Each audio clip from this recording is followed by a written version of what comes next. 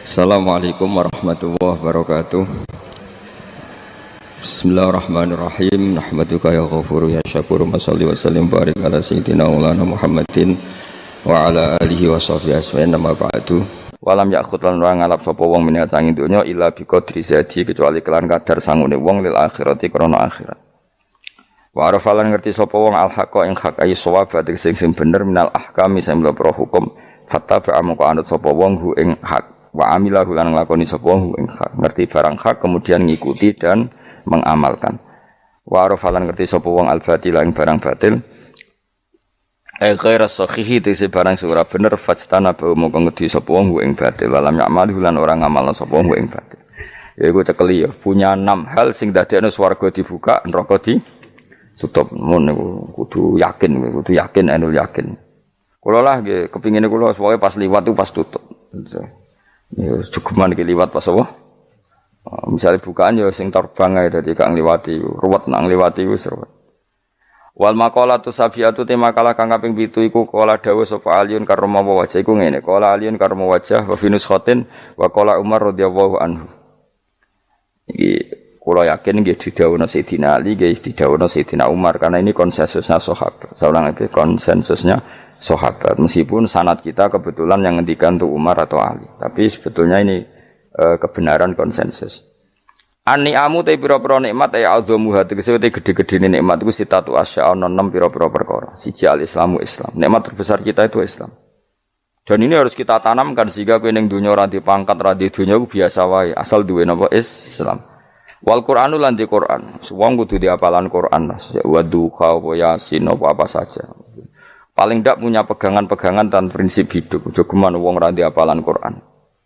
Misalnya kaya kula sebagai wong alim misalnya, iku kampanye ilmu, guling-gilingan nak Quran iku ngendikan ilmu. Bahkan Allah mengkampanyakan dirinya, mengenalkan dirinya Ar-Rahmanu 'allamal Qur'an.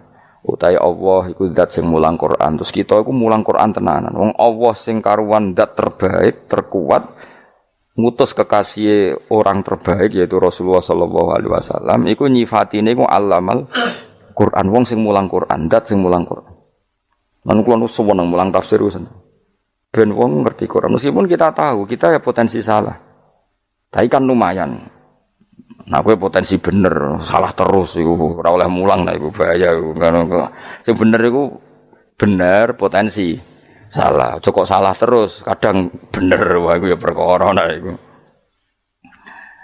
Enggak sing penting kowe wis mesti dawuh ijazah ulama-ulama dhisik. Misale rapal Quran kabeh apal ayat kursi, ayat kursi iku semua Quran itu ditulis ning Lauh Mahfuz kecuali ayat kursi dawuh Nabi khusus ayat kursi aku jupuk min kanzil arsy. Dadi gamane Nabi ngendikan semua ayat-ayat Quran itu ning dokumen umum iki nang Lauh Mahfuz tapi aku jupuk ayat kursi min kanzil arsy. Kok gudange napa? Arsy-nya ada ayat-ayat yang lebih spesial. Kalau sampean tanya, Gus bukankah semua itu dawuh Allah? Ya betul semua dawuh Allah. Tapi tetap ada dawuh Allah sing hubungannya dengan makhluk. Itu di kelasnya kelas fadhil, keutamaan yang biasa. Ada ayat-ayatnya Allah yang tentang dirinya sendiri, yaitu yang tidak tertandingi. Ya kayak ayat kursi. Ayat kursi itu kan ayat di situ Allah menerangkan dirinya sendiri. Misalnya Allahu la ilaha illa huwal hayyul qayyum. Itu kan Allah menerangkan tentang dirinya sendiri, tentu spesial. Gitu ayat-ayat sing meskipun ya tetap spesial jenenge dawuh Allah tetap spesial. Tapi ada ayat-ayat yang tentang kita. Misalnya ayat fankihu ma tobalakum minan nisa masna. Ayat-ayat seperti ini kan enggak mungkin setingkat. Ini kan ayat tentang kamu. Wis ngerti nak kelakuanem seneng wayo dikai hak wayo.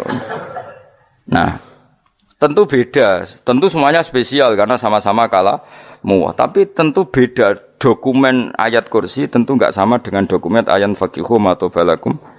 Maka Nabi ngendikan ayat kursi ini bahkan saya ngambilnya min kanzil arsy. Jadi spesial sehingga terus kita dilatih guru-guru kita ngapal ayat kursi. Kan yo ora lucu misalnya wiridan ning tahlilan faqihu matobalakum minan terus lucu to. Tahlilan kok ngono iku piye ngono.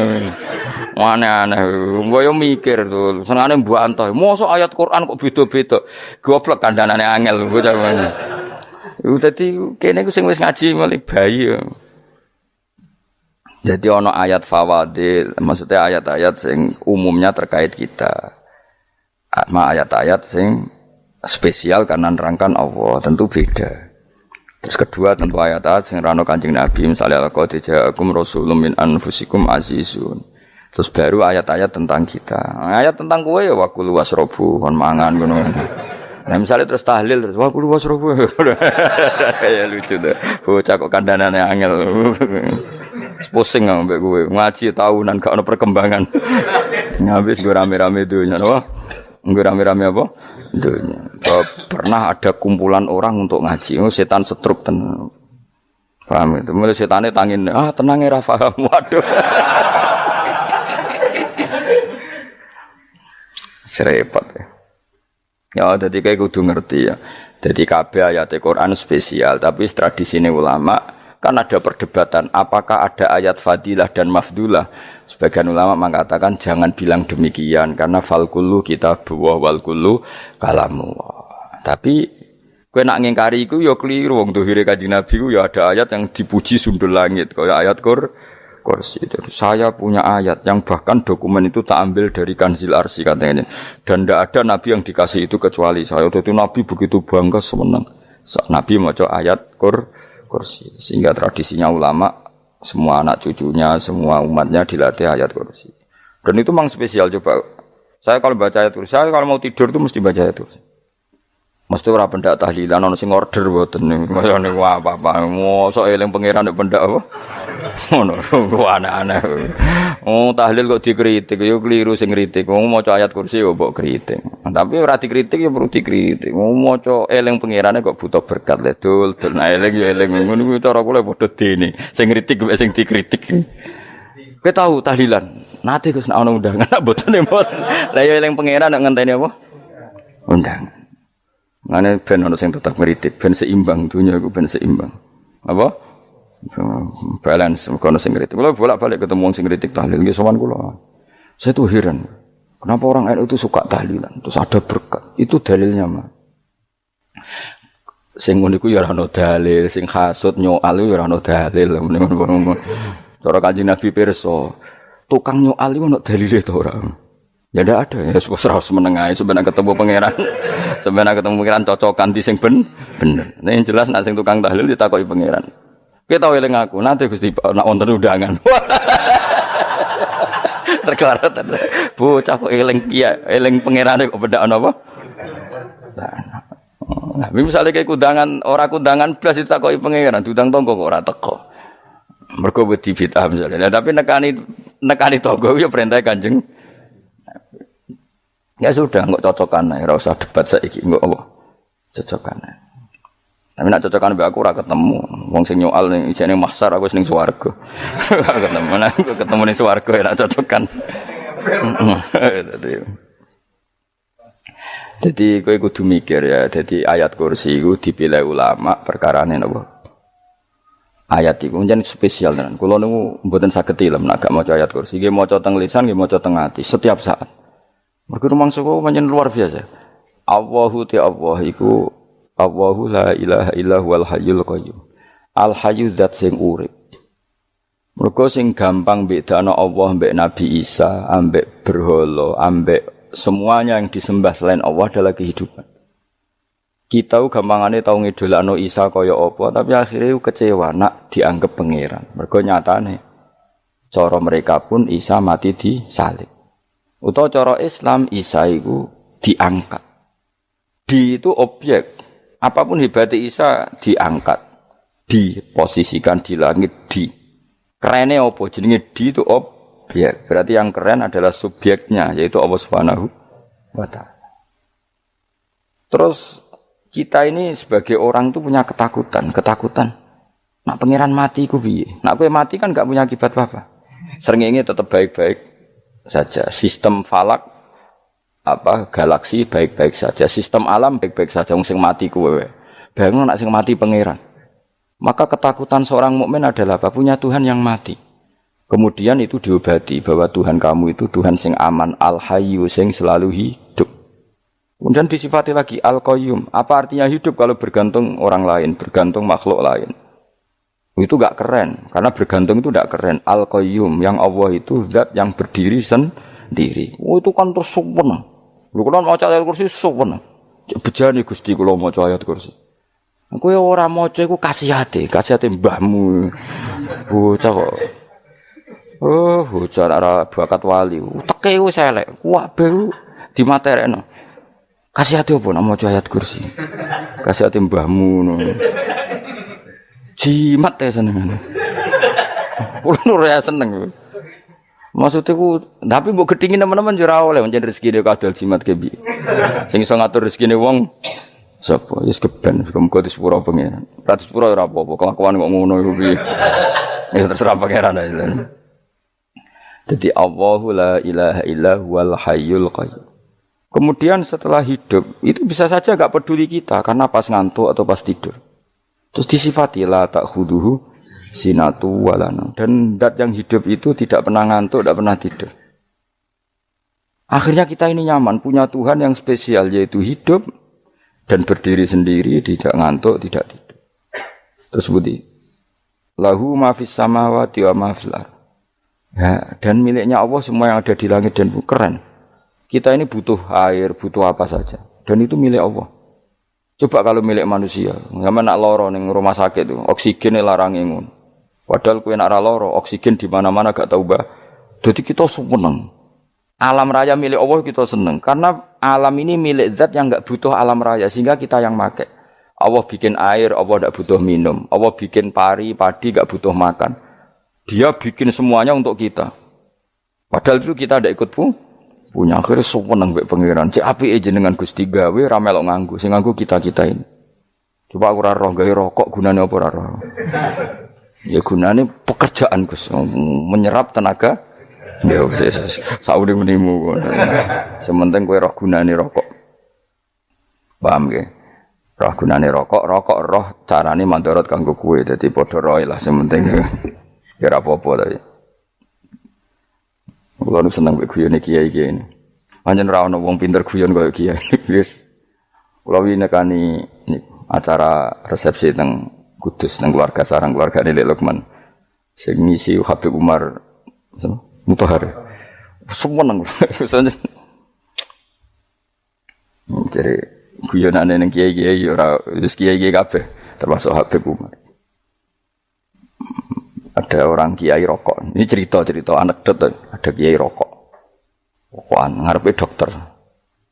Pak Yai kalau rokok terus nanti kalau mati gimana? Gampang saya bawa korek. Sing kiai niku maksude iku nak wong rokok terus mari mati. Kiai ini yang ngerti maksudnya dokter ngono. Tenang dok, saya masih bawa korek. Maksudnya nak rokok mati gak ada Jumat. Jadi gak sambung apa? Nak guyonane Habib Umar, saya sering membaca bahayanya rokok. Saya baca itu. Setelah baca, saya berhenti membaca. Wangan pikirannya setelah membaca bahaya rokok berhenti rokok. Saya sering baca buku atau apa tentang bahayanya rokok. Setelah saya tahu berhenti membaca. Suwon spesial. Kulo seneng kulo niku bisa nikmati ya seneng putune Rasulullah, ya seneng guyon. Jadi seneng itu gak kudu mewah, apa? Lah kowe seneng ngenteni di Alphard malah kesel to. Wah, jadi kalau nu di grup kata lah, kiai sing seneng guyon, sing sering. Mereka kalau khawatir saya umat ini punya kenikmatan lewat jalur maksiat. Mengenai kalau nu seneng, no kiai seneng guyon, bukan seneng papanya. Umat ini punya kesenangan yang tidak maksiat, itu saja. Ya tentu ada kiai-kiai yang milihnya ada guyon, supaya orang enggak uraan, ya bagus. Wah, sementing ikhlas, syaratnya kabeh itu sementing ikhlas, sudah ikhlas. Ya ora kudu spesial ikhlasmu ya ikhlas biasa lah. Kelas-kelas teril lah sementing napa? Ikhlas. Saya sering baca bahayanya orang rokok. Setelah saya tahu bahayanya, maka saya berhenti baca. Wongku kaget kabeh. Mergo pikirane wong wis berhenti. Kok ternyata. Mulane saya sering baca bahayanya orang miskin. Setelah tahu bahayanya berhenti merasakan kemiskinan. Jadi saya tahu bahayanya neraka. Setelah tahu bahayanya neraka, maka saya berhenti.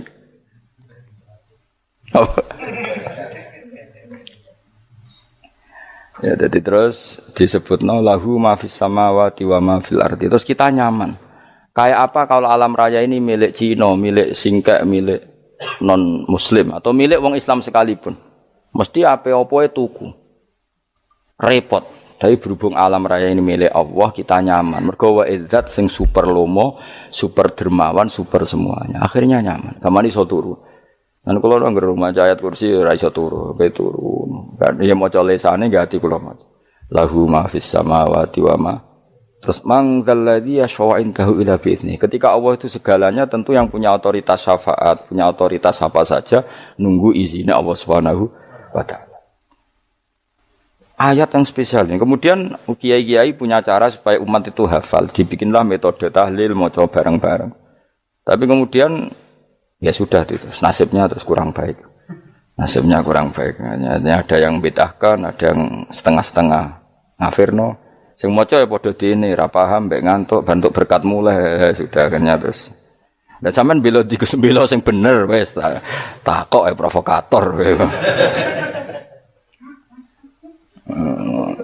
Sing jelas latih maca iku terus. Dadi Allah pirsa nak macamu ora golek berkat.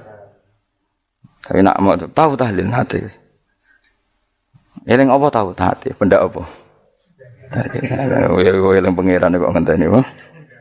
Allah, iku tunggale. Tahu muni alhamdulillah nate apa nak permangan lho. Muni alhamdulillah kok ngenteni permangan bocah kok ora karu-karuan. Wong ora bakat wali kok teke wis elek. Jape wis keliru terus. Masih wong khusuk lah, ora bakat wali, khusuk tok tapi wis ruwet, uripe ruwet. Terus lahu ma fis samawati wa ma fil ardi man dalladhi yashfa'u indahu illa ya'lamu ma baina aydihim wa ma khalfahum. Dan Allah tahu apa yang di depan kita, di belakang kita. Terus kita lagi-lagi nyaman. Kayak apa misalnya kita yang lemah ini tidak dalam pengawasan Tuhan. Jika mana kalau misalnya dia anak cilik, anak itu tidak nyaman kalau ketika main gak didelok wong tuane karena dia tahu ada hal-hal yang dia tidak bisa menggapai dan butuh setiap saat pada orang tuanya untuk membantu menggapai itu. Jadi anak masih seneng dolanan, sukanya diperhatikan tetap. Nah kita ini seneng sekali. Untuk main yang dunia ini pengiran diperhatikan Allah Ta'ala. Karena Allah selalu tahu kita. Jadi terus nyaman. Jadi semua ayat itu menjadikan kita nyaman. Nanti kaji Nabi orang sehari sedurungi maca ayat kursi, orang sehari sedurungi maca surat musabbihat. Dan saya dalam banyak hal niru itu. Nabi urung sehari nak orang maca surat Hasyr. Nah aku ijazah itu kan ra mungkin. Surat Hasyr ning juz pira kira roh. Kok dijazahno. Sing iku lho sing diakhiri suwi law anzalna hadzal qur'ana ala jabalil la ra'aitahu khashi'am. Itu tapi kok malah kok ngarep subhanallahi ma fis samawati wa ma fil ardi wa huwal azizul hakim. Terus waladzi akhrajal ladzina kafaru min ahli kitab. Ya bener subhanallahi ma fis samawati wa ma fil ardi terus. Tak terus itu waladzi akhrajal ladzina kafaru min waladzi akhrajal ladzina kafaru min ahli kitab min diyarihim li awalil hasyr. Ma dzanantum ayakhruju wa dhannu annahum mani'atum husunuhum min Allah fa'atahum saat terus serang rapal. Jadi akhirnya ya itu tadi. Terakhir apa? Ya'lamu ma baina aydihim wa ma khalfahum wala yuhituna bi syai'in min 'ilmihi illa bima. Dan seseorang itu tidak punya ilmu kecuali dengan kadar yang dikehendaki Allah. Bahwa kita ini selalu objek. Punya ilmu ya dikasih, punya rezeki ya dikasih, punya apa saja di. Sehingga status kita makhluk, statusnya Allah Khalik, statusnya Allah itu memberi, statusnya kita hanya penerima. Itu bahkan termasuk bab ilmu. Bab ilmu itu tahunya kita ya hanya diberi. Illa bima sa'atus wasi'a kursiyuhus samawati wal ardo. Dan kursinya Allah itu meliputi langit bumi. Sehingga kita tahu, wah keren. Terus wala ya'udu hifdzuma. Dan ketika alam raya sebesar ini, Allah tidak pernah capek mengurusnya. Ya, sampean tak pasrahi gawe kok ngrumat srengenge. Sampeyan ngrumat listrik omahmu lho, kadang kabel pedhot, dope pedhot. Iku apa ngrumat srengenge mulai digawe nganti saiki. Gak tahu mati. Gak tahu bayar. PLN lho, kon gawe 0, sekian gak tahu rusak setahun kon jamin ora ngara iso. Allah gawe srengenge mulai Nabi Adam nganti saiki ora tahu bengkelno. Oke gak tahu mikir ngono, jen ra wali yo. Lah srengenge misale error terus pangeran ngumumno, leren sik 3 wulan lagi ditoto. Ya repot dul-dul. Ngono kok ora tau mikir bocah kok. Lan utek sing anut wali-wali teke waras. Men dhuwit, ora di dhuwit sumpek, di dhuwit seneng wis ngono tok pikirane. Ora tau kagum mbek srengenge, ora tau bengkel, ora tau. Mergo emang ora bakat wali, itu teke wis innalillahi wa inna ilaihi raji'un. Ngono ya kok urip ngono. Habis ben urip pancen rong wae apa? Mati nggo rame-rame apa? Donya nek ora ono ku ya sepi tenan. Gak ana wong gawa nasa ilfat ngalor gitu. Ngaji sepeda dibayar paham ya mulai ra paham mulai. Kok takok ibu bojone bar apa kaji. Mau Gus Pak nerangno apa delok rekamane iki. Atek wae. Tapi aku luwih seneng ngono timbang kowe nyimpul malah tambah keliru kabeh. Kulo niku paling asline paling ra cocok ngaji disimpul. Lha uteke beda kok nyimpul iku terus piye. Tapi dilarang piye wong niate ya seneng tapi didukung mesti keliru. Wong nyimpul keliru. Mergo mesti nganggo uteke dhewe. Wis ben kok nunggu rame-rame apa. Kulo kadang yo mikir ya Allah. Ya saiki PLN ngurus listrik sak Indonesia iku dibagi-bagi per wilayah. Jogja tok kok Bantul tok iku wae bengkel. Wong nggih srengenge iku langsung bener terus. Nek wong bosan digawe bengi ben ra ketemu srengenge digenti bulan nek enak. Kok bosan matahari, bosan rembulan ana mendung wis turu. Damuk bojo lah udan selali. Sekarang itu segampang iku ngatur dunia itu segampang itu. Paham ya? Jadi enak lah pokoknya urip wis enak. Pokoke kabeh anut pangeran wis enak. Wala yautu khifruhuma wa huwal alil adin tos turu. Semun Gusti kula tak tilem seteng dunya baik-baik saja. Sowan nang mbek pangeran. Lah maca ngene kok ngenteni kundangan. Kok kon dadi wali kuwi. Lah sing ora hafal ayat kursi terus ngritik. Ora hafal. Bid'ah ngono. Wis hafal lose wis darah di pitalas penting kowe hafal ayat kursi sik. Hafal? Ndak. Ya kayak apal sih terus lagi bid'ah ora apa-apa. Dadi mergo ngono. Kaya kula misale bid'ah ora untuk bener, mergo ora tahlilan dah yo maca. Lan kula yo bingung ngadepi jenengan belondi padha ora jelas e. Yo ayat kursi ku waca. Nah, tentu ayat yang seperti ini kan enggak mungkin kualitasnya setingkat nyuwun sewu ayat wa kulu wasrobu. Makanya banyak ulama sampean delok teng kene itqon teng kitab-kitab tetap ada ayat sing spesial, ada ayat sing spesial tapi tentu enggak sekelasnya. Jangan kamu katakan atas bawah nanti suul adab bekala muwah, tapi tentu spesialnya ayat kursi itu tentu super karena menerangkan Allah sendiri. Sementara beberapa ayat menerangkan hak kita sebagai manusia, misalnya wakulu wasrobu, tentu kualitas fadhilnya beda, tapi jangan katakan klasmen jangan karena kurang sopan dengan kalam wah, tapi tetap beda. Makanya Nabi ngendikan ayat 3 apa loco, nabi turu waca di mana-mana waca. Oh, Nabi begitu bangga dengan ayat kursi. Akhirnya kena bakul ditulis di do. Paham apa? Ditulis didol. Baru kayak didol ya kayak hikmah akhirnya dipasang ning ruang tamu. Akhirnya ketara iki wong Islam bera Islam baru kayak ayat kursi. Wis pokoke berpikir positif wae. Wah, berarti sing di omah Islam bukti nopo ana ayat kursi ini. Lho kula nu beberapa kali dislametno ayat kursi. Kula nak ning perjalanan marung. Iku kadang yang merasa nyaman mergo ning warunge ana ayat. Wah, berarti Islami lah. Ora kuwatir iki ana daging celeng, tetep nulung ngoten. Ya ini jujur mawon kula niku tetep asobia. Artinya nak ning perjalanan sing gak jelas lor kidule ora ro daerah kok marung ana ayat kursi. Paling ndak kan orang ini punya etika. Kira-kira ora bakal apa? Jualan daging babi lah misalnya. Ya tetap bantulah tetap. Umpamane terus dikek nggon salat. Sanajan to sing duwe misale mbok salat ora ya ora perlu. Ya aja suudon ngono wis anggap ae mosok masang ayat kursi kok. Ya sih gitu. Kan lumayan ada perangkat yang itu. Akhirnya bakule payu ayat kursi ini sing di omah ya payu promosi nek iki Islami sing blonjo ya nyaman wis padha enake lah. Ayat kursi ini sing ngenes mergo dinggo ya tapi ya ndak lah. Nak niate ngono ya tapi ya ayat kursi tetap mulia dengan dirinya sendiri. Kulo seneng tenan mbek jeneng ayat kursi ya. Ya tadi kekhawatiran kita punya Tuhan yang tidak sempurna itu terjawab bahwa Tuhan kita super sempurna. Jadi kulo bayangno grepe turu njen seneng. Senenge wae Gusti nak kula turu iku langit bumi gak masalah. Bayangno nak pangeran sing turu. Sistem Tuhan hancur. Makanya syaratnya jadi Tuhan la ta'khudhuhu sinatu walan. Padahal kita menyaksikan Nabi Isa turu. Beberapa yang dituhankan selain Allah turu ngantuk. Bayangno misalnya kowe pas donga sing mbok dongani turu. Kan kacau. Makanya Allah mensifati dirinya dan itu memang fakta la ta'khudhuhu sinatu walanam. Allah ora tau ngantuk. Ya betul nanti. Akhirnya sewenang kita sewenang banget mbek pangeran. Mergo dengan sifat-sifat seperti itu. Akhirnya raditu billahi napa rabba wa bil islami dina. Al-Islamu siji Islam Al-Qur'anul lan Qur'an Muhammadun Rasulullah. Wa yang bagilan saya celana ketika kita anak kula enten ngucap kita fi kulli yaumin raditu billahi napa rabba wa bil islami dina. Raditu ridho ingsun billahi lan rabban sebagai pangeran. Aku ridho banget, seneng banget Allah sing dadi pangeran. Muga mau pangeran liyane Allah yo kacau tenan. Nanti pangeran terus turu. Terus ngantuk, nak ramangan lemes kan pusing. Apapun hebatnya Nabi Isa misalnya mbok pangeran ya pusing. Kadang pas sare, dungani tenan jebule pas apa? Sare ribet. Tapi kita di pangeran sing la ta'khudhuhu sinatu wala bil islami dinan. Wa Muhammadin sallallahu alaihi wasallam rasulan wa nabiyan wa bil Qur'ani hukman wa imam.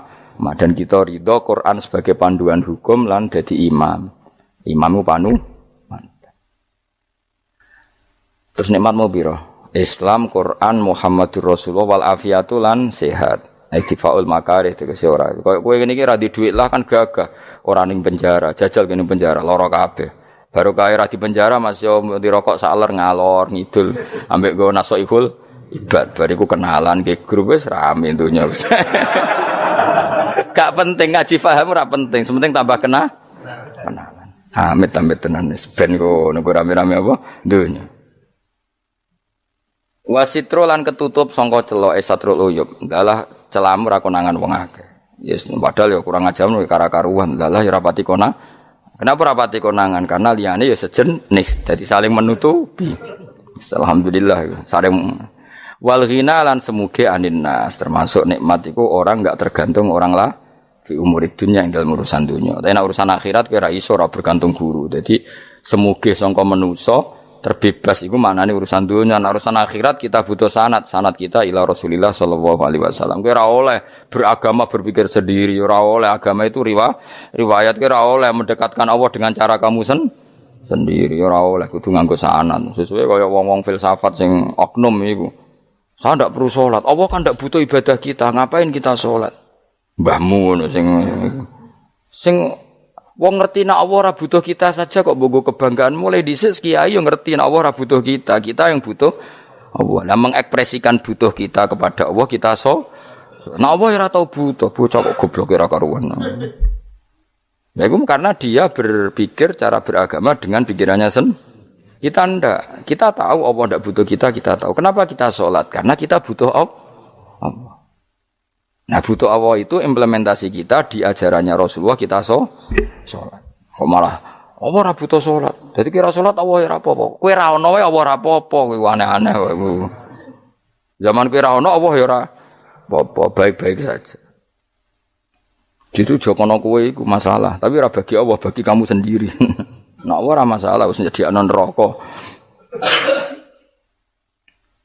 Ya jadi orang itu boleh tidak butuh orang lain tapi fi umurid dunya. Nah urusan akhirat kada butuh sanad ya wa inna hadzal ilma dinun fangzuru amman ta'khuduna dinakum. Agama ini ilmu, kamu harus punya sanad. Ya mau misalnya kula alhamdulillah di sanad kata lah. Keluarga saya terutama yang Mbah Mun terus ya sedaya lain dari keluarga saya, keluarga guru kita, gurunya guru kita sampai carane bernafas kita wae eling Allah mau fi kulli nafasin apa ada dawni amillahi wa ifdal fi kulli nafsin wa nafatin wiswaya kita semua nafas kita. Imam Syafi'i kula anak kula cek cilik lah tak kon ngapal lebet iki. Karena apa? Jangan kira Imam Syafi'i terus koyo kowe mau belajar fikih mboten. Imam Syafi'i nek ape turu niku kula apal beberapa syairnya Imam Syafi'i. Makanya saya tambah seneng ambek jeneng Imam Syafi'i. Jadi beliau nek ape sare iku napa qalbi bi rahmatika wa humma dhu unusi fi sirri wal i'lani wal Fisirri wal jahri wal i'lani wal ghalasi terus-terusane niku wa ma taqallabtu min naumi wa fi sinati illa wa dzikruka bainan nafsi wan nafasi. Dadi wa ma taqallabtu lan ora molak-malik ingsun. Cara wong Jawa iku apa? Wong turu ra iso-iso apa jenenge? Glebakan. Ini Imam Syafi'i mosok barani glebakan iku kowe. Serepet. Santri ya. Apa manane? Sing rada Islami ngono dul. Apa? Resah Imam Syafi'i atau mikir utang iku aneh-aneh. Dadi wa mata qalabtu lan ora tau molak-malik ingsun. Maksude cara mau lho, cara bahasa kasare glebakan. Fi naumi ing dalem turu ingsun wa fi sinati lan ing dalem ngantuk ingsun. Illa wa dzikruka kecuali eling teng jenenganmu benan nafsi antarane jiwaku wan nafasi lan nafasku. Dadi wa mata qalabtu fi naumi wa fi sinati illa wa dzikruka benan nafsi wan nafasi. Jadi ulama di situ itu beliau tidak bikin syair, tidak bikin nadzuman, spontan tuh muji Allah. Nah, saya kira orang, sing madzhab Syafi'i kayak kowe, wape turu ra iso glebakan, mari rong mangan. Akhirnya mau mangan sih, barang mangan warak rokokan lega terus ngorok turu ya Allah karim ya urip ya Allah. Dadi misale ra iso turu pikiran pertama mari kurang mangan. Mangan warak rokokan saler terus apa? Turu ngorok. Wah karim setan min hawalika kanan kiri setan Pak. Padahal ulama dhisik ape turu wudu se maca tasbih se bariku angen-angen pangeran Rabbana ma khalaqta hadza Fadila terus bismika Allahumma ahya bismika amu terus bismika wada'tu jambi wa bismika arfa'u Allahumma rabbas samawati sab'i wa rabbal arsyil azim rabbuna wa rabbu kulli syai' falikal habbi wa nawa iku donga turu ora ngarapal donga iku yakin wis kowe muni wah Gus Bak ngenyek wong tak tes malah ke isin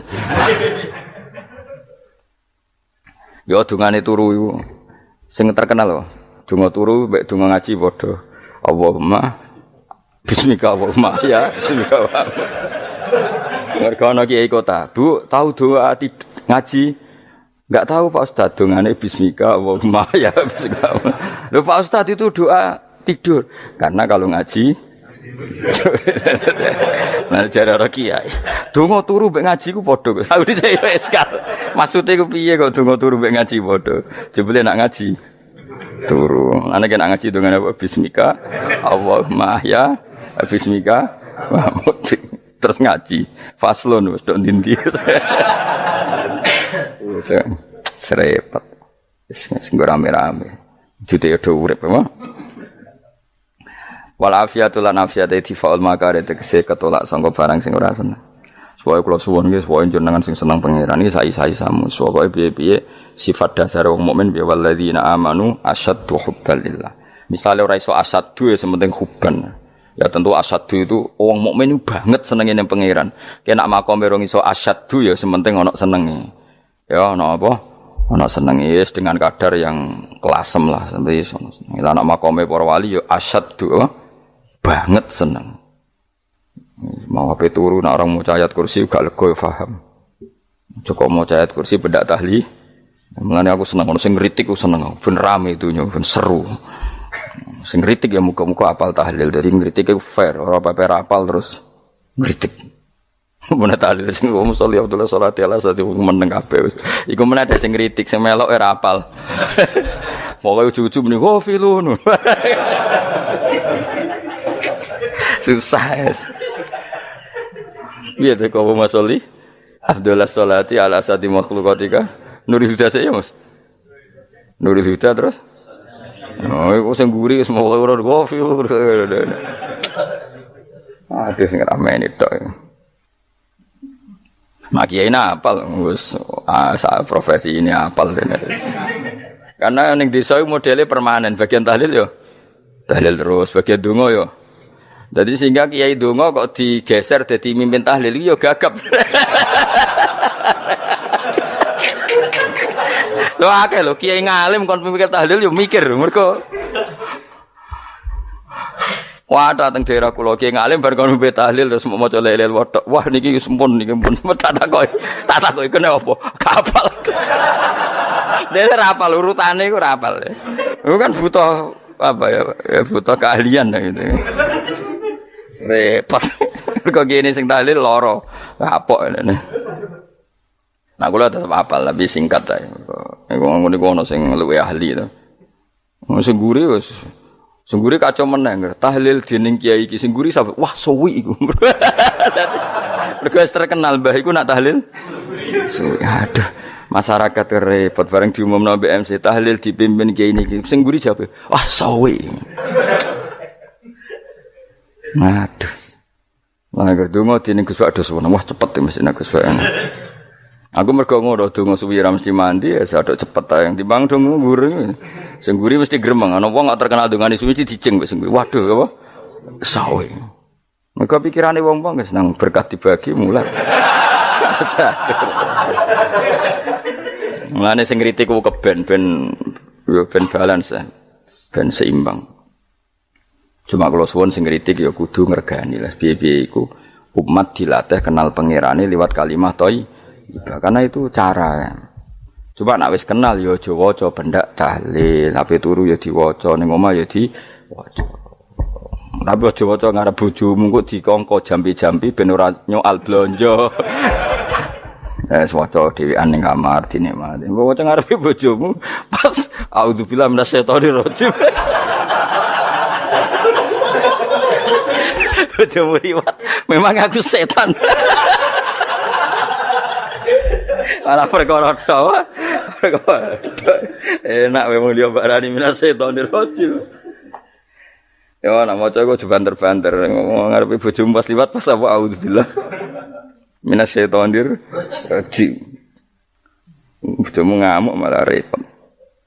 Anas sange Anas anan Nabi sallallahu alaihi wasallam kala dawuh sapa Nabi dawuh yaqulu dawuh sapa rabbukum pangeran sira kabeh fil hadis qudsi dalam hadis qudsi dawuh ya ibnu Adam ya anak Adam tafarrugh tenanono sira li ibadah tafarrughu fokus faraghi fokus tafarrugh fokus sira tapi mosok ki iku maknane fokus napa iku maknane apa tenanono sira li ibadati krana ibadah ingsun amlak mongko ngebayi ingsun kalba kae ngati sira hinan ing semuge kowe atimu kebaki eling aku mesti atimu ku sugih wa amlak lan ngebayi ingsun ya deka ing ngarepmu rizkon apane rezekine utawa rizkon ing rezeki wis aku iku eling aku tenanan mesti atimu tak gawe ati sing cukup lan rezekimu tak cukupi ya ibna Adam la tabat aja ngedoh sira an lisange ingsun aja geman adoh kok aku kaya apa apike pangeran zat sing gak butuh kita tapi ngandani kita kowe kok aja adoh kok aku wis sing parek aku mergo kae nak adoh kok aku amlak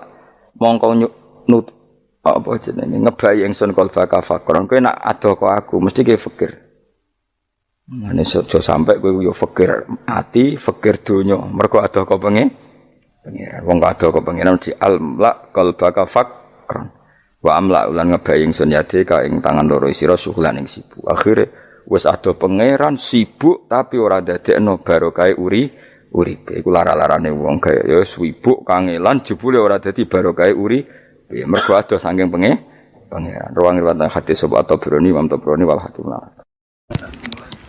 Saya tidak bosan-bosan cerita ini karena ini khazanah kita.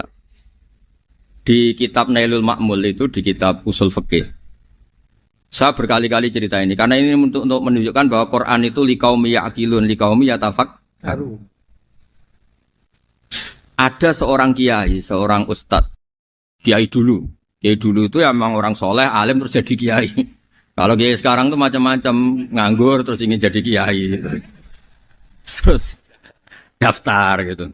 Ada lowongan di yayasan masuk ingin jadi ustadz, karena dengar ada gajinya. Dulu tidak ada seperti itu, udah. Makanya dulu tuh kalau ustadz kiai pasti soleh karena dia alim terus ingin orang lain tuh mendapat ilmunya. Kalau sekarang enggak ada yayasan sehat, guru gajinya sekian. Yang enggak ingin jadi ustadz tuh daftar. Karena ada gaji, apalagi ada kabar, ada gaji, ada mes, ada wah yang daftar banyak. Tapi mentalnya ada kiai sebetulnya. Ya kalau sampean tanya itu baik enggak Gus? Ya setengah baik. Ya maksudnya setengah baik ya ada baik ngajar itu kan baik. Tapi setengah saja karena motifnya itu nyari gaji bukan ingin mencerdaskan umatnya Rasulullah SAW. Itu Imam Amudi itu guru matematika. Saya nggak bosan-bosan cerita ini. Guru matematik. Muridnya sampai takut, ini masuk surga ndak? Kiai kok ndak ngajarin istighosa atau tahlil malah ngajarin apa? Matematika. Beliau meninggal terus muridnya tanya, "Ma fa'alallahu bik?" Kira-kira gitu. Apa yang dilakukan Allah? Allah nyambut Anda gimana? Terus kata Imam Ahmadi, bagus saya disuruh ngajar malaikat. Karena malaikat kan nggak pernah kayak anak beki gini ngaji gini. Malaikat tuh nggak pernah ngaji, dia iman saja karena tahu surga, tahu neraka terus iman gitu aja. Jadi imannya malaikat tuh nggak keren, keren kita. Imannya loh. Loh itu yang ngendikan Nabi loh, tidak saya. Nabi pernah tanya sama sahabat, iman yang paling keren siapa? Jawabannya sahabat malaikat. Ya enggak karuan malaikat iman. Dia yang tahu surga neraka, tahu segalanya masa ada imannya pasti iman lah katanya. Terus ya para sahabat engkau iman ya wajar kan menangi saya, nemuin saya. Yang hebat itu orang-orang yang tidak melihat saya, tidak saya didik tapi tetap iman. Karena dididik akal, ya tadi dididik Quran, apa dididik Quran. Sama siapa? Teks bahasa Arabnya masang. Terus Imam Mahmudi kata Allah, suruh dia ngajarin para malaikat cara menemukan saya. Malaikat dikumpulin terus Imam Mahmudi disuruh ngajar. Sama singkat kata-katanya Allah di mimpi itu. Istadilla ala wahdaniyati. Di hadrati malaikati, tolong ajarkan cara menemukan saya padahal Anda ini manusia yang tidak melihat saya. Anda di Jakarta kan melihatnya gedung-gedung. Paling jadi khayal terus nikmat lah Anda ikut punya tapi ikut nikmati. Itu orang desa-desa kalau ke Jakarta itu pokrol. Wah, di Jakarta itu gedungnya tinggi-tinggi tidak kayak kampung sini. Lu udah ikut punya, ikut bangga. Di Jakarta orangnya cantik-cantik, tidak kayak orang sini. Padahal dia ya tidak dapat orang cantik gitu. Jadi Allah itu saking pinternya, miskin-miskin ya bisa berkhayal dan bahagia. Nah, itu alhamdulillah betul. Akhirnya itu apa ini anak-anak begini saya tak niati ngajar standar anak-anak akademik. Terus pertama yang diajarkan hanya bilang gini, sama siapa teknya? Ya malaikat wahai para malaikat. Terus beliau bilang, nisbatus naini wassalasah ila mala nihayata lahu nisbatul far'i ilal asli. Angka itu jumlahnya berapapun 2, 3 sampai triliunan. Semuanya itu nisbatul far'i ilal asli. Bin nisbat ilal wahid nisbatul far'i ilal asli. Angka 2 ya cabangnya 1, 3 cabangnya 1, 1 triliun ya cabangnya 1. Tetap yang asal usul adalah angka 1. Itu nangis semua malaikat. Cara Jawa itu mandekman kue iman kaya imanku. Makanya imannya umat Rasulullah SAW itu PD-nya yakinnya kayak imannya malaikat. Kalau Tuhan itu 1. Karena angka agak bisa dimulai kecuali dengan angka 1. Makanya nisbatus naini wassalasah ila mala nihayatalahu iku nisbatul far'i ilal asli. Semuanya itu nisbatnya cabang ke induk. Berarti semua alam raya ini tetap asal usulnya 1. Yaitu qul huwallahu ahad. Nah, itu namanya akal. Umatnya Rasulullah itu ditinggali mukjizat akal lewat panduan Quran sehingga meskipun kita tidak menangi Rasulullah, tidak menangi sahabat, kita tidak tahu malaikat Jibril, tapi cara iman kita ini tidak kalah keren. Yakin hakul, yakin. Terus kedua, gambar. Kamu gambar rumah, gambar hewan, gambar apa saja, mesti dimulai 1 titik. Entah gambar kamu bagus, entah jelek, tetap dimulai 1 titik. Nah, titik ini namanya nuqtatul wujud. Semua alam raya dimulai dari 1 titik, yaitu nuqtatil wujud. Makanya Quran dimulai bismillah, dan bismillah itu dipilih sama Allah pakai pertama ba itu ada titik. Itu kata semua ulama, itu titik itu singkatan dari bi kana makana wa bi yakunu mayakun. Karena saya semuanya ada. Bi itu karena saya. Jadi makanya santri-santri beki tidak usah bayangkan kamu jadi wali terus bisa terbang ke Mekah, tidak usah. Kalau terbang ke Mekah ya sudah umroh aja bayar. Kalau enggak ya maklaran KBH atau apa. Pokoknya cari gratis.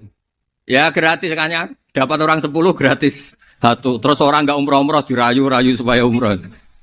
Repot. Itu pelanggaran fikih itu. Kalau orang punya utang itu wajibnya hanya utang dulu gitu. Wah repot. Saya itu juga sering bingung di kampung-kampung. Gus sama umroh. Kenapa? Dapat gratisan. Minta uang saja buat nyaur utang. Enggak boleh. Wah, secara fikih yang wajib itu nyaur utang bukan umroh. Enggak boleh Gus diminta uang, enggak boleh, harus umroh. Udah gitu saya ini bingung Gus mau umroh, nggak nikmati. Kenapa? Disuruh ngajar Gus. Repot semua kalau ibadah mergawe ya gini bingung semua. Ya saya mohon anak-anak BK semua yang seneng Quran itu harus seneng sampai kayak saya sehingga tahu mencari Tuhan dengan cara tauhid yang berbasis akal. Itu sedzahir imannya malaikat. Jika di klasmen iman itu manusia ulul ilmi, kita-kita yang nekuni ilmu itu nomor 1 prakteknya. Karena nomor 1 itu Allah karuan kan syahidah wa, Allah kan gak tertandingi syahidah wa annahu la ilaha illa huwa, terus wal malaikatu. Malaikat kan karuan karena langsung menyaksikan surga dan ketiga apa? Wa ulul ilmi. Berarti prakteknya kan nomor 1. Kalau kompetitornya semuanya manusia, ulul ilmi nomor berapa? 1 kan? Nah nomor 3 kan dari Allah, malaikat, ulul ilm. Berarti kalau kompetisinya antar manusia nomor berapa? 1 kan? Nah kenapa ulul ilmi di nomor 3 kan tapi dari Allah, malaikat, ulul. Kerennya kayak apa? Karena cara iman ulul ilmi itu enggak ada ragunya sama sekali. Kamu ragu enggak kalau 2 itu cabang dari 1, asalnya 1? Enggak pernah kan ragu kan? Semua gambar seruat apapun dimulai dari 1 titik, ragu enggak? Enggak kan? Nah imannya umatnya Nabi karena dipandu oleh Quran itu seyakin itu, sehakul yakin itu. Nah itu terus Jubair bin itu jadi iman. Am khuliqu min ghairi syai'in am humul khaliq. Terus kata Allah lagi, kalau kamu tidak percaya saya yang bikin langit bumi ya gampang dong. Kamu saja yang ngomong kalau kamu yang bikin. Paling orang sepakat kamu stres. Terus hanya ayat gitu. Am khalaqus samawati wal ard. Kalau kamu tidak yakin Allah yang bikin ya silahkan Anda klaim saja kalau kamu yang bikin langit bumi. Bala yuqinun. Kamu juga gak mau kan dibilang stres. Ya, ini ngaji ilmu dulu, nanti bagian terakhir ijazah. Bismillahirrahmanirrahim. Ini riwayatul Bukhari. Haddatsana Abdullah bin Yusuf, haddatsana Les, haddatsana Sa'id al-Maqburi an-Nabi Hurairah radhiyallahu anhu qala an-Nabi sallallahu alaihi wasallam. Ma minal anbiya'i nabiyyun illa qad u'tiya minal ayat ma mithluhu amana alaihi al-bashar. Wa innama kana alladhi utituhu wahyan awhahu wa ilayya fa arju an akuna aktsarahum tabi'an yaumal qiyamah. Dadas kita tahu semua nabi itu punya mukjizat. Ya, semua nabi itu punya apa? Mukjizat. Mukjizat itu hal yang luar biasa yang memastikan manusia itu tidak bisa menyainginya atau menandinginya. Dan rata-rata mukjizat nabi dulu itu fisik. Misalnya ontanya Nabi Soleh itu kan onta tapi keluar dari batu, itu kan aneh. Aneh sekali. Atau tongkat Nabi Musa bisa simsalabim mengeringkan laut apa? Merah. Semua Nabi itu punya mukjizat dan semuanya berbentuk fisik. Kecuali mukjizatul Rasulullah Shallallahu Alaihi Wasallam itu berupa Al-Quran. Al-Quran itu konsep ilmiah. Terus kata Rasulullah Shallallahu Alaihi Wasallam, tapi saya karena Quran itu justru berharap pengikutku besar dan sampai hari kiamat. Sekarang kita logika ya. Andaikan kamu punya tongkatnya Nabi Musa, kalau kamu suka uang, kepikirannya dijual apa dipakai? Kalau kamu suka uang, pakai.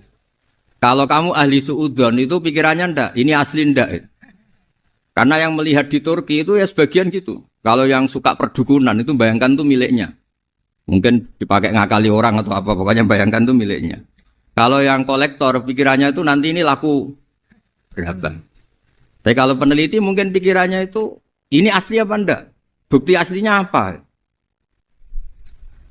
Repot lah. Lagi pula kalau kamu punya utang terus mau apa? Istri kamu marah mau apa? Kalau pakai tongkat. Nah, beda dengan mukjizatnya Quran itu semuanya apa? Ilmiah. Orang yang sedang harmonis dengan istri bisa pakai ayat di antara ayat-ayat Allah itu apa? Wa ja'ala bainakum mawaddatan warahmah. Nanti kalau ditakdir cerai, saya tidak menyarankan cerai. Kalau ditakdir cerai, itu masih dimotivasi sama Allah wa iyyatafarraqa yufnillahu kullam min sa'ati. Jika suami istri itu cerai, jangan-jangan suaminya dapat istri lebih baik, istrinya nanti dapat suami lebih baik. Jadi yang masa lalunya ada keprahara. Kan banyak orang suaminya meninggal ketika nikah lagi ditanya, kangen sama suami pertama, alhamdulillah ini lebih baik. Padahal suaminya yang meninggal itu berharap istrinya ini kangen, ternyata dia sudah syukur dapat suami yang lebih baik. Jadi Quran itu menunggui kita ila yaumil qiyamah. Kita tidak bunuh diri, itu ya barokahnya Quran. Karena problem apapun kita dinasihati apa sabar, apa dinasihati sabar. Kan nggak mungkin kamu pegang tongkatnya Nabi Musa, punya masalah apa saja ngelihat tongkat, bisa apa tongkat. Tapi kalau Quran kan nasihat, solusi. Makanya Nabi berharap dengan Quran ini, saya berharap pengaruh saya, pengikut saya terbanyak ila yaumil ya. Terus beliau dikomentari begini sama, ini Fathul Bari, sarahnya Bukhari. Al-muradu anna mu'jizatil anbiya inqaradat binqiradi a'sorihim. Falam yusyahidha illa man hadaraha. Problem mukjizat nabi-nabi dulu itu kan fisik.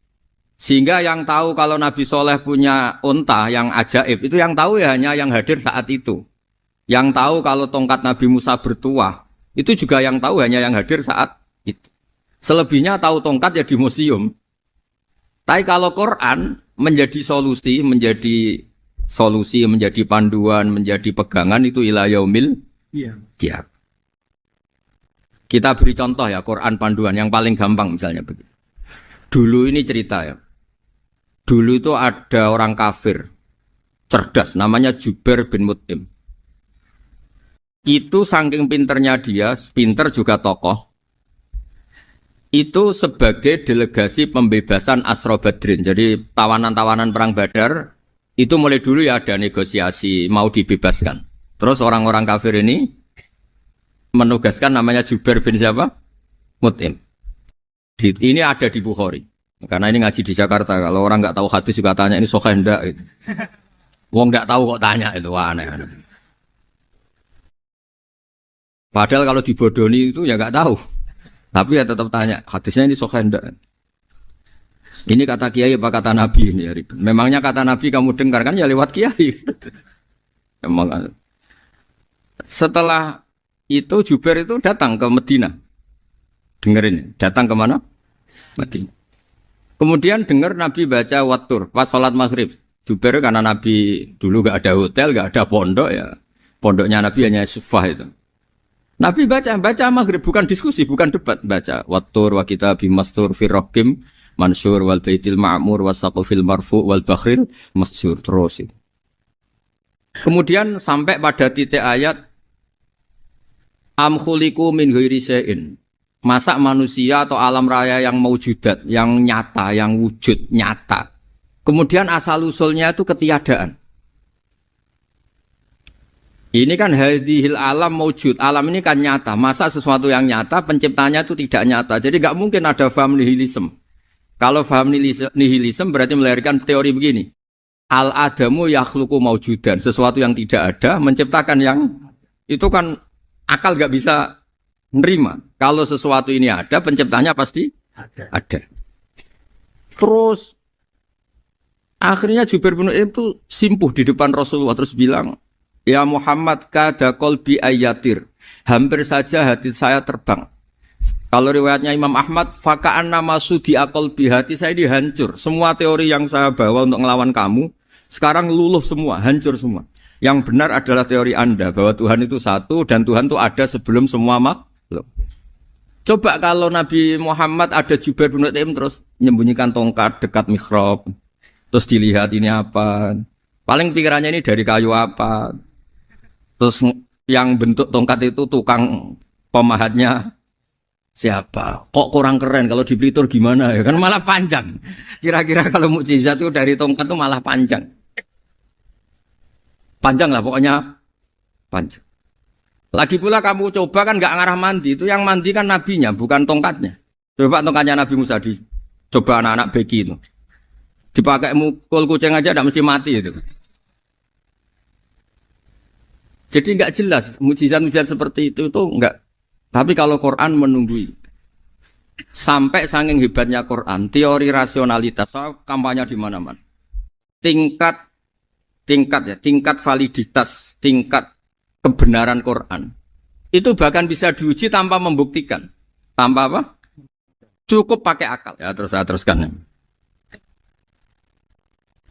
Fala yamurru terus al-murad anna mu'jizatil anbiya inqaradat binqidari a'sam. Wa mu'jizatul Quran mustamirratun ila yaumil Ya.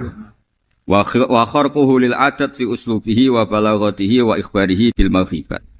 Terus kata ini yang ngarang Fathul Bari sarahnya Imam Bukhari.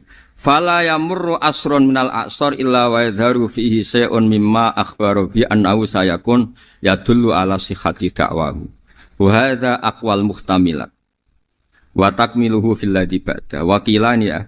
Anal al-makna anal mu'jizat al-madiyah kanat khissiyatan tusyahadu bil absor karena qoti soleh wa asa Musa. Mukjizatnya nabi-nabi dulu itu hanya penyembuh, hanya pelengkap, hanya nuruti keinginan mata. Seperti dahsyatnya apa? Laut Merah diseblak apa dipukul sama tongkatnya Nabi siapa?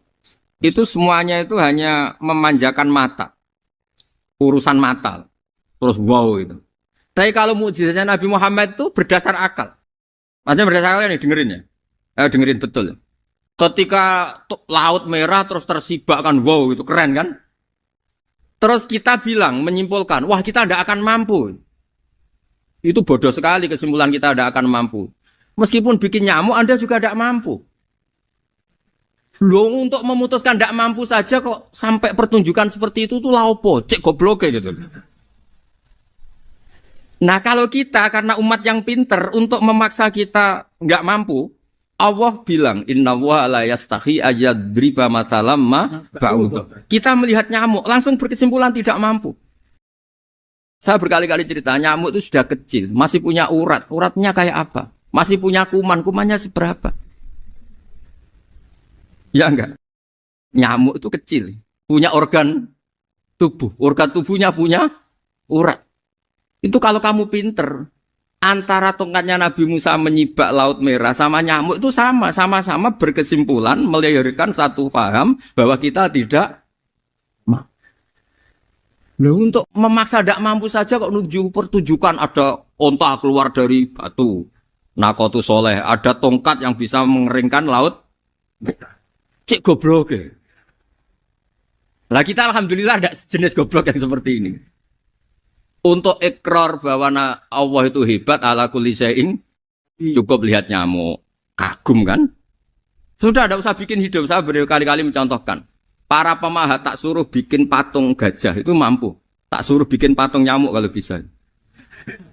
Nyari materi dari apa? Gampang mana bikin patung gajah sama patung nyamuk? Gajah, makanya Allah bikinnya contoh itu untuk ijaz itu pakai nyamuk, bukan pakai gajah. Itu kalau ustadz-ustadz yang agak jorok malah contohnya nyamuk, Gus. Itu kecil. Itu kayak apa? Di dalamnya dia hamil. Oh, itu anaknya kecil lagi, telurnya kecil lagi, itu gimana itu cara bikin ini? Makanya di sini ada kitab Itqan, itu komentarnya itu lucu. Ini kitab Al-Itqan karangannya Imam Suyuti. Ini persis komentar saya tadi yang kata Imam Suyuti, pengarang kitab Itqan. Wa ya imma khissiyah wa imma aqliyah. Jadi mukjizat itu ada yang fisik, bisa dilihat indra, panca indra, bisa dilihat akal. Wa aktsaru mu'jizati Bani Israil kanat khissiyah li baladatihim. Bilada itu goblok. Wa qillati basairihim. Dasar wong goblok. Mukjizat kok ngenteni sing wow. Maksudnya dasar wong untuk ngakui Allah hebat saja kok nunggu halal yang seperti itu gitu. Paham gitu? Mergo likillati napa aklihim. Wa aksaru mu'jizati hadil ummah aqliyatun li farati dzakaihim wa kamali afwahihim. Dan mukjizatnya umat ini semuanya berdasar akal karena sudah cerdas. Jadi andaikan kita melihat tongkatnya Nabi Musa menyibak Laut Merah dengan melihat nyamuk, kesimpulan kita sama. Sama-sama wow, sama-sama keren, sama-sama memastikan kita tidak mampu. Makanya terus Quran menerangkan ya wa ma min dabatin fil ardi wala ta'iri yatiru bi janahihi illa umamun amsalukum. Jadi keseharian kita lihat burung kok terbang. Itu sudah ayatun min ayatillah. Paham ya? Dados niki kudu bangga ditunggoni napa Quran, nggih ditunggoni napa Quran. Wa mu'jizatul Quran tusyahadu bil basirah fayakunu mayattabi'u li ajlihi aksar. Terus li annal ladzi yusyahadu bi ainir ra'si yang qaridu bingkiradi musyahidi. Sesuatu yang tampilan dahsyatnya itu disaksikan mata, maka itu bisa habis. Era tongkat Nabi Musa seperti itu habis enggak? Bisa mengeringkan laut merah, habis kan? Tapi era mukjizatnya Quran ila yaumil qiyamah. Ya contoh sosial, saya kembali lagi ke sosial. Kamu punya teman awet atau punya istri awet, itu konsepnya ya wal kadhiminal ghaidh, agak gampang tersinggung. Coba kalau kamu setiap tersinggung putus, setiap tersinggung habis, kamu tidak punya teman, tidak punya istri. Sampai kita awet seperti ini, kalau kecewa ya wal kadhiminal ghaidh, ngempet.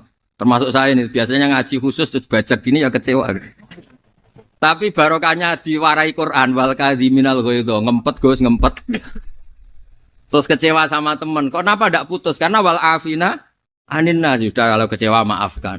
Coba kalau kita kecewa presiden demo, kecewa menteri demo, kecewa orang tua minggat. Ya kalau dicari, kalau tidak kan malu. Saya itu punya teman tak tanya, kecewa besar sama bapak itu. Kenapa tidak minggat? Malu. Kenapa malu? Takut gak dicari. Itu orang tuh paling malu itu kalau keluar dari rumah nggak di. Saya punya teman lagi, saya ini takut mati. Kenapa? Takut istri saya tidak nangis. Itu kematian terburuk itu kalau mati tahu istrinya ada nangis, itu malu betul itu. Makanya jangan mati, pokoknya pastikan orang sekeliling ada nangis itu baru berani mati, kalau enggak jangan. Ya jadi mukjizatnya Nabi itu luar biasa. Nah ini terus saya teruskan ya, makanya mukjizat terbesarnya Nabi adalah Al-Quran. Karena Al-Quran itu cerita tentang hukum-hukum akal, cerita tentang logika-logika peradaban. Misalnya logika peradaban, contoh paling gampang.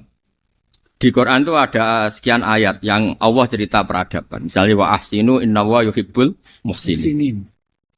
Itu dikutip, terus kemudian disimpulkan dalam peradaban. Kata Sayyidina Ali karramallahu wajhah, ngendikannya gampang. Ahsin man syi'ta takun amirah. Kamu berbuat baik saja sama seseorang, maka otomatis kamu akan jadi pemimpinnya. Ada orang nggak tamat SD, nggak tamat papa, gobloknya minta ampun.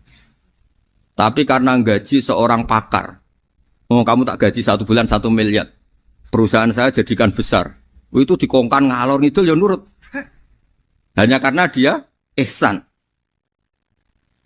Terus wastaghni amman syi'ta takun nadhira. Saya ulang lagi. Wastaghni amman syi'ta takun nadhira. Dan kamu jangan butuh orang lain, siapapun dia, maka kamu akan setara. Misalnya ada menteri orang antri mau salim, tapi kamu tidak butuh, kan tenang saja. Tapi kalau kamu butuh, habis kamu. Iya kan? Kamu tidak butuh seseorang, maka kamu posisinya akan setara. Kamu harus sopan karena punya utang jasa. Kalau nggak punya apa-apa kan setara. Iya enggak? Misalnya kamu jajar rektor atau jajar menteri, jajar apa saja. Kalau kamu tidak punya utang kan, kamu jajar menteri tidak punya utang. Sama jajar satpam tapi punya utang, takut mana?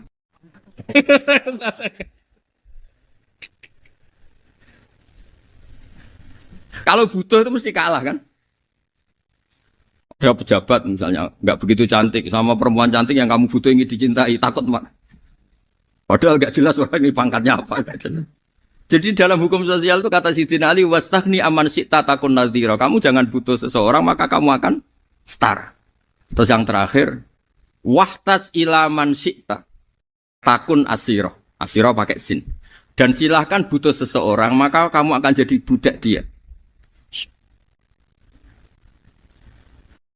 Ya coba misalnya Anda seorang profesor, seorang alim, seorang kiai top. Misalnya mencintai janda di ujung kampung sana, jalan kaki 2 kilo. Padahal itu gak tamat SD, tapi gara-gara seneng. Kacau kan? Logika kepangkatan hilang semua kan? Jadi itu hukum peradaban. Itu mewakili isi-isi sosial yang diterangkan Quran. Ya, jadi paketnya 3 tadi ya. Ahsin man syi'ta takun amirah. Kamu berbuat baik sama seseorang maka kamu bisa memimpin. Wastaghni amman syi'ta takun nadhira. Kamu jangan butuh seseorang maka kamu akan setara. Mbok kamu ketemu orang terkaya di dunia. Yo ketemu orang terkaya di dunia, kamu jejer, kamu tidak butuh dia. Tenang kan bisa setara kan? Tapi kalau butuh harus sopan, ngajukan proposal, harus berakhlak karimah. Makanya sekarang Anda kok berakhlak kenapa? Ternyata mau nyalek. Biasanya Anda berakhlak kok berakhlak. Ada apa ini?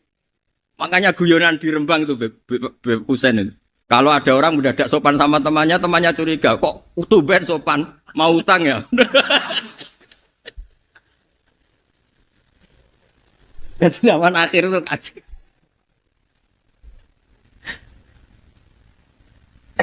Ya di semua daerah gitu ya sama Pak Rektor ya. Kalau ada teman biasanya nggak sopan kok sopan, itu temannya curiga. Ini Pak Rektor UI ikut kaji. Kok tumben sopan? Ada apa ya? Karena di mana-mana orang butuh itu pasti beretika. Kamu punya teman paling berdua. Kalau mau utang berakhlak gak? Atau misalnya kamu punya adik cantik terus punya teman berdua. Kalau cinta adik kamu berakhlak gak? Biasanya nggak sama sekali gak berakhlak. Gara-gara butuh menjadi berakhlak. Ya jadi hukum sosial itu ya kuncinya 3 tadi. Ahsin man syi'ta takun amira. Wastaghni amman syi'ta takun nadhira. Terus wahtas ila man syi'ta takun asira. Kalau kamu butuh seseorang pasti kamu dibikin hina. Asir itu tawanan. Nah, Quran itu bicara sosial itu lengkap. Dan itu yang nunggui kita. Kita punya tetangga yang kurang baik, ya seneng. Punya tetangga baik, ya seneng. Kata Imam Syafi'i, saya berkali-kali cerita. Kok seneng semua Imam Syafi'i? Ya bagus lah. Kalau yang seneng saya enak lah. Dijak jagongan, dijak ngopi enak. Yang gak seneng saya, gak ngarah utang. Uang itu nak, kamu punya tetangga gak seneng kamu. Aman kan? Aman. Gak akan pinjem uang kan, pinjem mobil. Uang gak seneng kok. Makanya Imam Syafi'i itu kalau ngedikan luar Syafi'i, diceritain orang. Ya Aba Abdillah bagiannya. Ya Aba Abdillah orang itu gak seneng kau. Bagus lah. Loh kenapa bagus? Waman asa'a ilaika faqad atlaqaka. Orang yang enggak seneng kamu maka membebaskan kamu. Enggak akan pinjam uang, pinjam mobil, enggak akan ganggu waktu kamu kan enggak seneng. Justru yang seneng-senengi masalah pinjam terus. Imam Syafi'i itu orang yang anggap dunia itu selesai. Ada yang cerita, ya Aba Abdillah, orang yang tadi cium tangan engkau, yang hormat engkau di luar maki-maki engkau, ngerasain engkau, ngata-ngatain engkau. Ya bagus lah. Kok bagus gimana? Berarti saya wibawa, di depan saya tidak berani. Berarti saya wibawa, di depan saya tidak berani. Berarti itu makomnya sudah kulillah, sumadarhum, fi khawdihim, ya labun, sudah dunia itu selesai, sudah agak penting semua.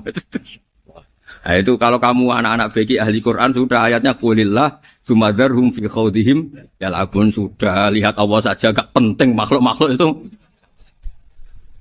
Dah makhluk semua agak penting, sepenting Allah. Nah kita ini ditunggoni mukjizat seperti itu. Bayangkan misalnya kita ditunggoni tongkatnya Nabi Musa. Saya ngajar di sini terus ini tongkat. Terus nanti yang tanya, Gus itu kayu apa Gus? Nanti yang kolektor tanya itu harganya berapa Gus? Teruwet apa? Terus yang ahli suudon itu asli gak Gus? Wah. Yang ahli suudon kan mesti tanyanya gitu, itu asli enggak Gus? Repot-repot pokoknya. Tapi kalau Quran kan jelas. Jadi Allah ngendikan marojal bahro ini napa yal taqiyan. 2 mata air itu dipertemukan. Itu banyak muara sungai itu bermuara teng napa laut. Kados kali Kapuas, kali pundi-pundi ini sawangane bermuara teng laut. Yal taqiyan di sawangane ketemu. Tapi itu semua hanya firoil apa? Ini dalam pandangan Allah. Kulo nate banyak ngaji tenggene kitab-kitab karangan Imam Rozi. Imam Rozi itu ulama tafsir besar ingkang menjelaskan posisi Quran sebagai wahyu yang berkarakter bahasa. Jadi Quran ini wahyu, dia mesti bener. Tapi piye wae Quran itu bahasa. Niki rungaken ya. Jadi Quran piye wae napa? Bahasa. Jadi mungkin sampean gak kaget. Mungkin sampean gak kaget ngimane sampean ipan mokong, ora wati paham lah iman apa mokong. Tapi kok anak putune sampean kok iso janggal mbek Quran. Nak generasine kula jenengan ra iso jawab, kok anak putune jenengan wis ra iman mbek Quran. Iman raturan, jadi gak diilmiah. Contohnya ngeten ya. Ketika banyak ilmuwan itu bisa dari orang Islam piyambak, dari orang Barat, baik itu sekuler, orientalis, Kristen, Katolik, macam-macam. ketika banyak ilmuwan tuh penemuannya lebih diakui secara ilmiah ketimbang tulisan-tulisan agama, itu kan menimbulkan keguncangan. Ndadekno iman iku oleh. Misalnya ngeten sing terkenal. Mungkin jenengan sering pireng. Nabi nate dawuh bulan itu ning langit ketiga. Nah, srengenge ning langit keberapa? Engko terus terakhir langit terakhir itu sing dinggoni Jibril. Oke. Terus ketika wonten berita bahwa para NASA Amerika itu bisa naik bulan, rata-rata kiai desa dulu gak percaya. Nabi Muhammad sing nabi nak munggah ning bulan tak pamit mbek Jibril ngono ae ora mesti dibukakno ngenteni diintegrasi. Saiki sapa Muhammad mbek sapa Jibril dibukakno. Itu satu contoh. Kalau dalu ngaji kalian santri-santri, kalau terangaken. Jadi masalah utama umat Islam itu antara lafat, yani luhut, iku terus diimani nganggo karpe dhewe. Lha iku sing dadi masalah utama. Luhut, ya bahasa itu diimani menurut karpe dhewe, orang menurut karpe ilmiah. Contohnya gampang kan. Sampean bayangno langit itu apa? Langit itu tuh satu wilayah, satu area yang digoni malaikat, satu area yang tidak tersentuh. Kemana bayangno langit itu satu area yang tidak tersentuh. Sehingga ono kabar nak bulan yang langit ketiga kok terima menuso dok bulan terus sampai ora percaya. Gue dianggap masuk wilayah sing wis wilayah Jibril. Padahal tidak begitu. Masalah istilah sama itu istilah luhut. Terus Imam Razi menjawab sama itu istilah luhut. Jadi sesuatu yang tidak bumi ini itu namanya sama. Sesuatu yang tidak bumi ini namanya sama. Sampai sing nate kaji sing numpak pesawat. Kalau nggih nate numpak pesawat sing jarak jauh, sampai ndelok dhuwur ke langit, ngisor ke apa? Langit sampai nak buka tong pesawat king jendela. Delok ngisor ngeten ke langit, delok dhuwur ke apa? Langit. Sebab itu istilah langit itu hanya untuk menunjuk, istilah sama itu hanya menunjuk sesuatu yang tidak bumi.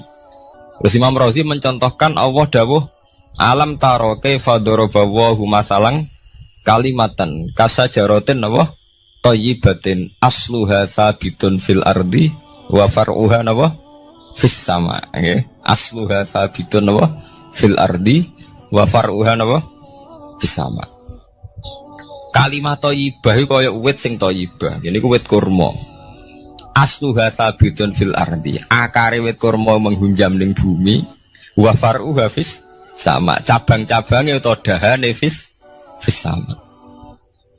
Ya, artinya kan sederhana loh, gitu. Wit kurma itu dahane fis sama. Sama artinya mosok koyok bayangane sampean sesuatu yang bener-bener gak tersentuh. Wong dahane wit kurma fis sama. Jadi kasajarotin apa? Thayyibatin asluha sabitun fil ardi wa far'uha apa? Sama itu mriku mosok artine lemu angit sing enggak terjangkau. Oh artine kaya wit kurma sing akari menghujam ning bumi wa faruha napa? Sama. Dahan-dahane utawa cabange sama. Sebab itu istilah sama tenggene Quran itu menunjuk satu arti yang tidak bumi. Nak sampean delok teng munjid teng kamus-kamus mutlakul uluwi, sesuatu yang atas itu sama. Paham gitu. Sebab itu ketika ditemukan, nah ini kalau cerita astronomi, ini iman itu dibaringi mbek ilmu. Nak cara ilmu falak, cara ilmu astronomi, bumi itu kan berputar. Ketika kita di atas, kita ngalami siang. Ketika kita di bawah, kita ngalami malam. Orang kok srengenge ambles ning bumi ini. Lah nak srengenge ambles ning bumi, logikanya kan mboten masuk akal. Mergo srengenge luwih gede. Mosok iso ketelan barang sing luwih cilik.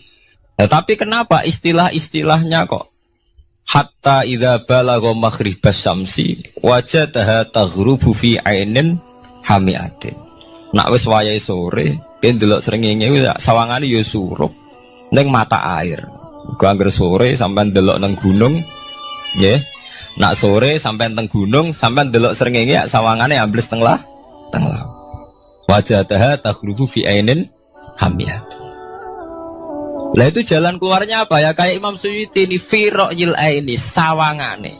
Dadi piye wae Quran itu pakai lugat, tapi balik ning istilah sawangane.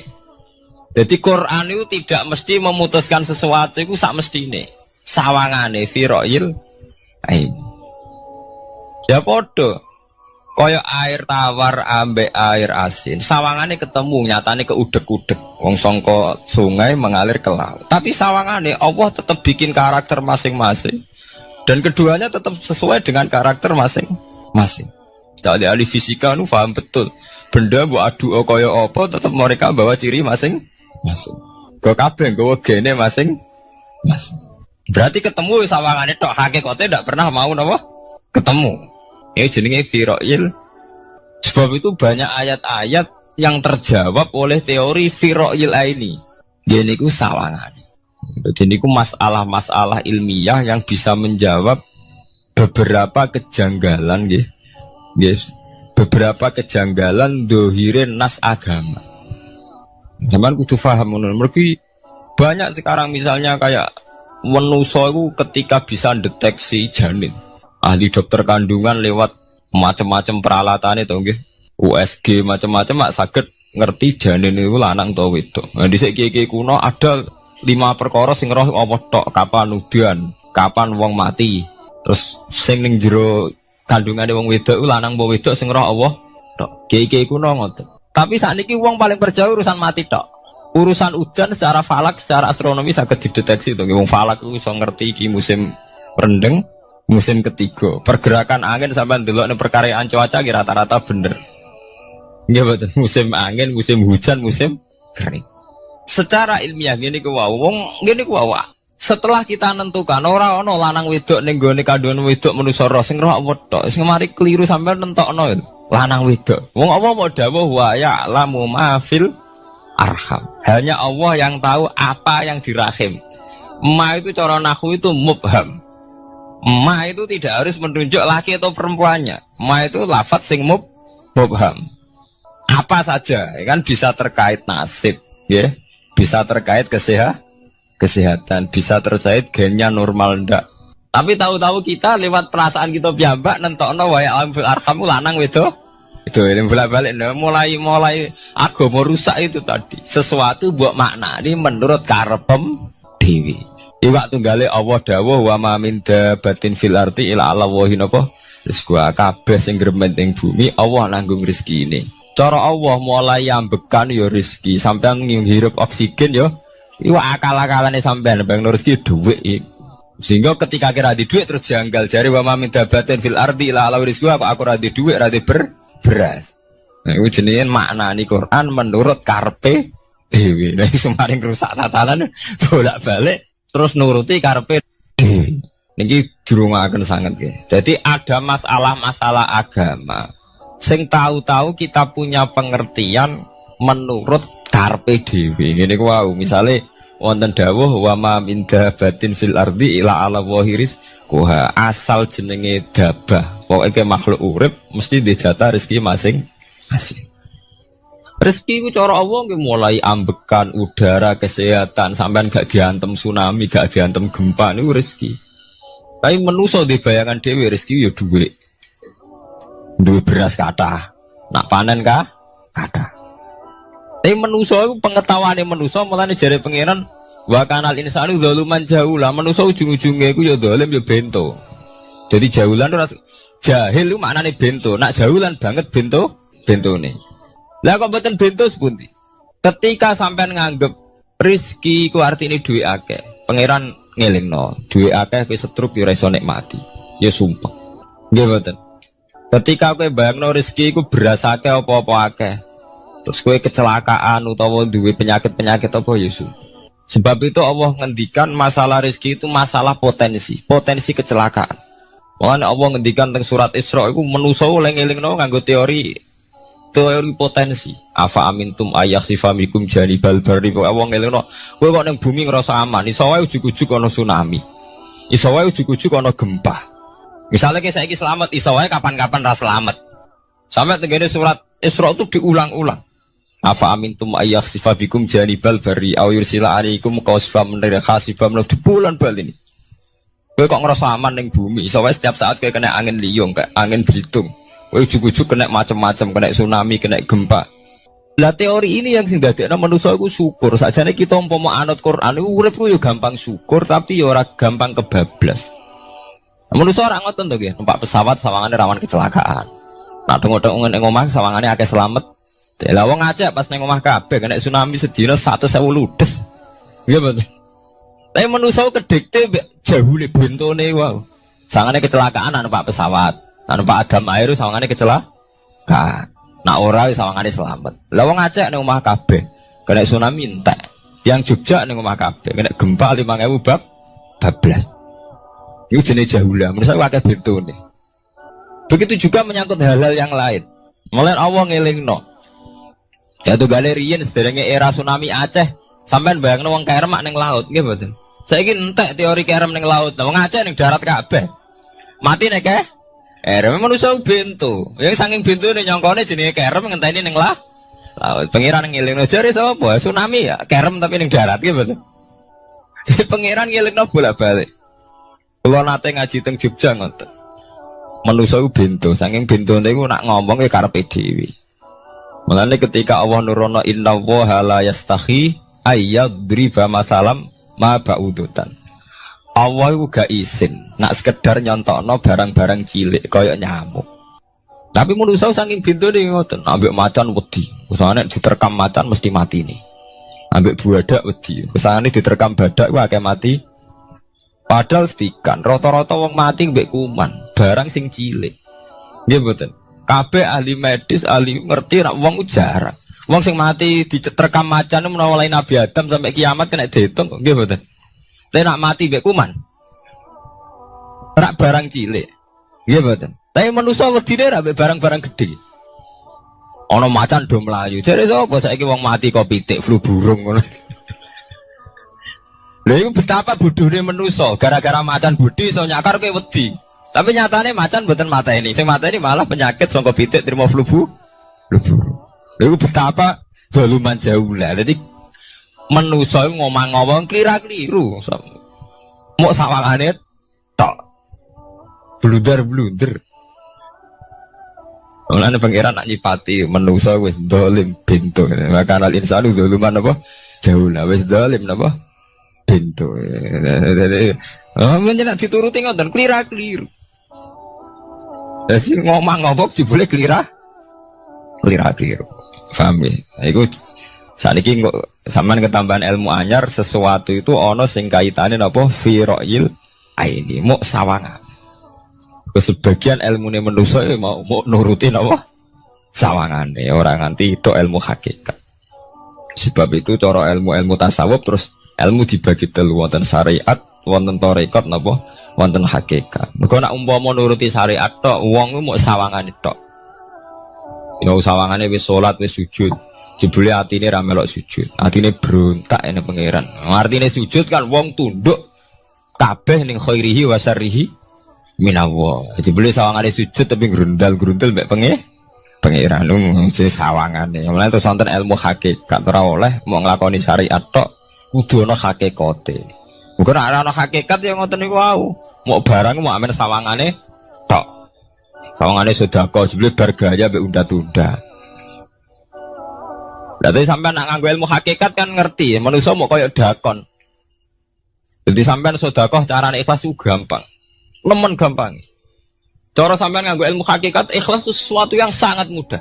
Malah kowe ora ikhlas itu sing janggal. Lho nggih kula sering ditangkliti, Gus ikhlas kok angel. Lho cara aku malah gampang ikhlas timbang ra ikhlas gampang ikhlas. Kowe anggere ikhlas angel berarti ilmu untuk syariat tok. Nah ilmu mesti hakikat, mesti ikhlas. Bukan mungkin ra ikhlas, mesti ikhlas. Misalnya ngeten. Kula niku gadah dhuwit 10.000. Nggih, cek dhuwit, cek ilmu, cek derajat. Gadah dhuwit 10.000. Sampean kalau menurut pandangan syariat, karena dhuwit itu hasil dagangannya jenengan, ya wae jenengan. Oleh tiang disekakno jenengan wae jenengan.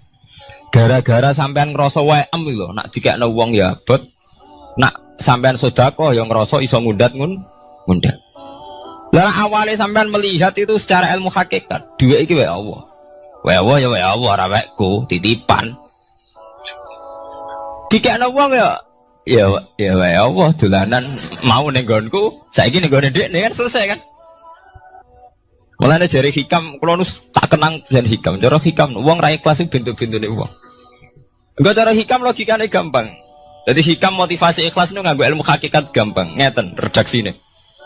Kaifatat lubul ajro mimman huwa muhtihi ilaika. Utekem lu betakok ndi? Kok njaluk opah mbek wong sing ngeki hadiah ku piye? Contohnya ngeten iki, sampean tak kei dhuwit 100 juta. Tak kei. Sampean tak kon dagang. Bareng tak kon dagang sukses badi. Bareng badi yo opane ning aku. Kan lucu to nggih, wong sing ngeki hadiah kok malah dijaluki opah. Jare hikam, wong Islam iku iman, iso salat sebab taufike Allah. Iso haji sebab taufike Allah. Kita iso ibadah sebab taufike Allah. Bareng bar Allah ngeki taufik kok dijaluki opah. Lho wae nuntut opah ambek wong sing ngekeki. Lho iku lucu ta ora lucu? Masuk akal tak masuk akal. Jadi sajane gampang supaya ke salat ikhlas yakin ya Allah salat kula sebab kersane jenengan. Nggih pun apa jo opah wis isin dikek hadiah salat pira-pira to. Sing mareke nuntut mergo GR ujub. Wah aku iso salat. Nek iso salat berak swarga lho ujub. Berarti bolak-balik kenapa kita ikhlas susah? Mergo awale ilmu mbok kawal ilmu syariat. Tak cara ke awale cara melihat ilmu hakikat. Ikhlas ku gampang. Iya betul. Lha mboten kuwi jadi tenan. Gampang ku di ikhlas jenengan mbek ilmune kula. Sampeyan rasakno sih. Dadi ikhlas kudu dimulai kok ilmu hakikat sih. Iku gampang.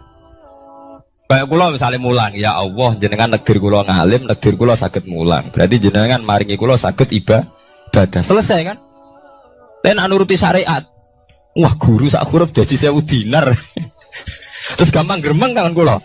Ngaji gak dihormati, nyangoni sithik ora karu-karuan. Gara-gara pertama madang sing nganggo syariat, aku mulang. Berarti berhak untuk alfun apa? Dinar. Wong jare ala-ala jare mulang sak huruf ditarik pinten? 1000 dinar. Paham ya? Tapi nak pertama nganggo ilmu hakikat, aku mulang ditakdir pengiran, ditakdir di kesempatan ibadah.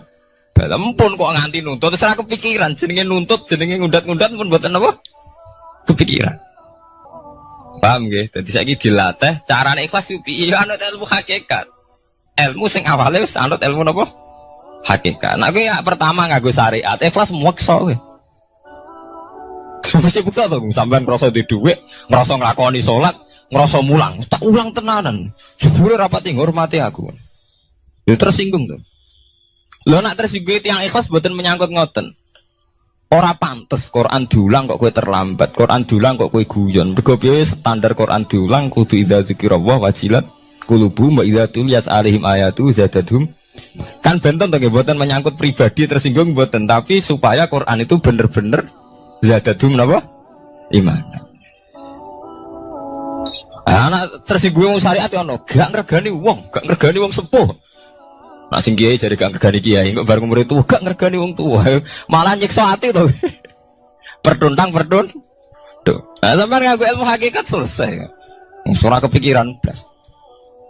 Mulane cara sing aran hikam, sing aran ikhlas iku gampang. Sing mari angel kowe iku nganggo ilmu syariat.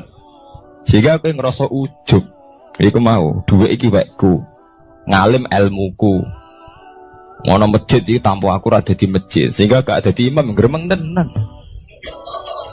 Lah awale nganggo ilmu hakikat. Ya Allah, jenengan Rahman tenan. Negdir kula saged ngamal dadi pengurus takmir. Negdir kula saged dadi panitia tak. Nggak misalnya sing dadi imam wong liya, kula alhamdulillah Gusti sakniki masjid rame. Cik imame kula cek mboten penting. Butuh kula nu ramene masjid. Kulon pengurus takmir maksudnya ngerameni apa? Masjid. Ya, takmir zaman akhir ngerameni masalah. Jadi masjid tetap gak rame, masalahnya apa? Rame. Kan maksudnya takmir masjid itu ngerameni masjid tuh, bukan ngerameni masalah apa? Masjid. Paham ya? Berarti fi ra'yil aini ing dalam pandangannya mripat.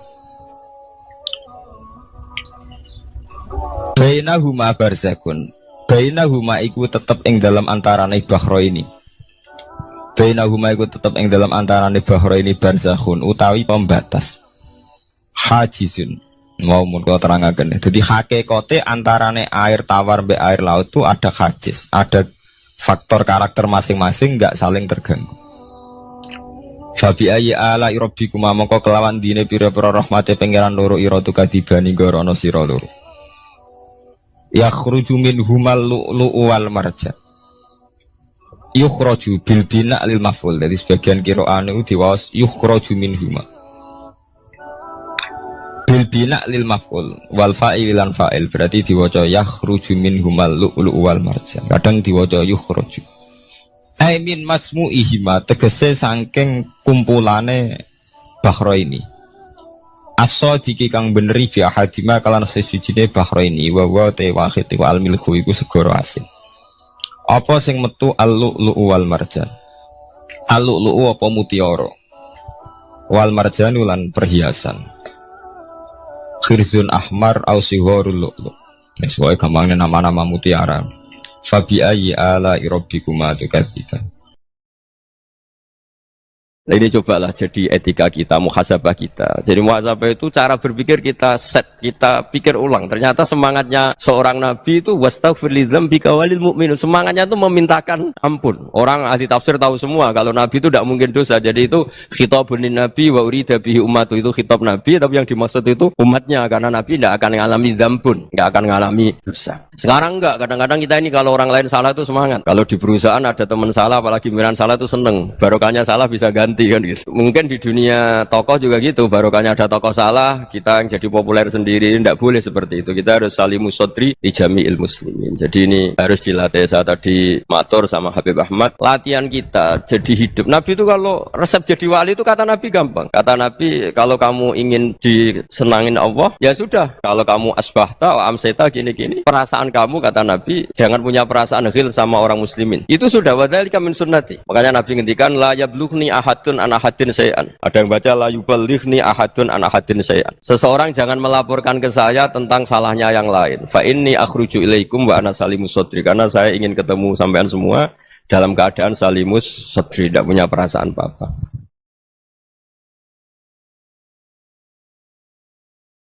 Dalam konteks Indonesia, muhasabah itu sudah jadi perilaku ya. Karena dulu orang tua saya, guru-guru saya kalau ngandani itu, bayangkan kalau kamu jadi dia.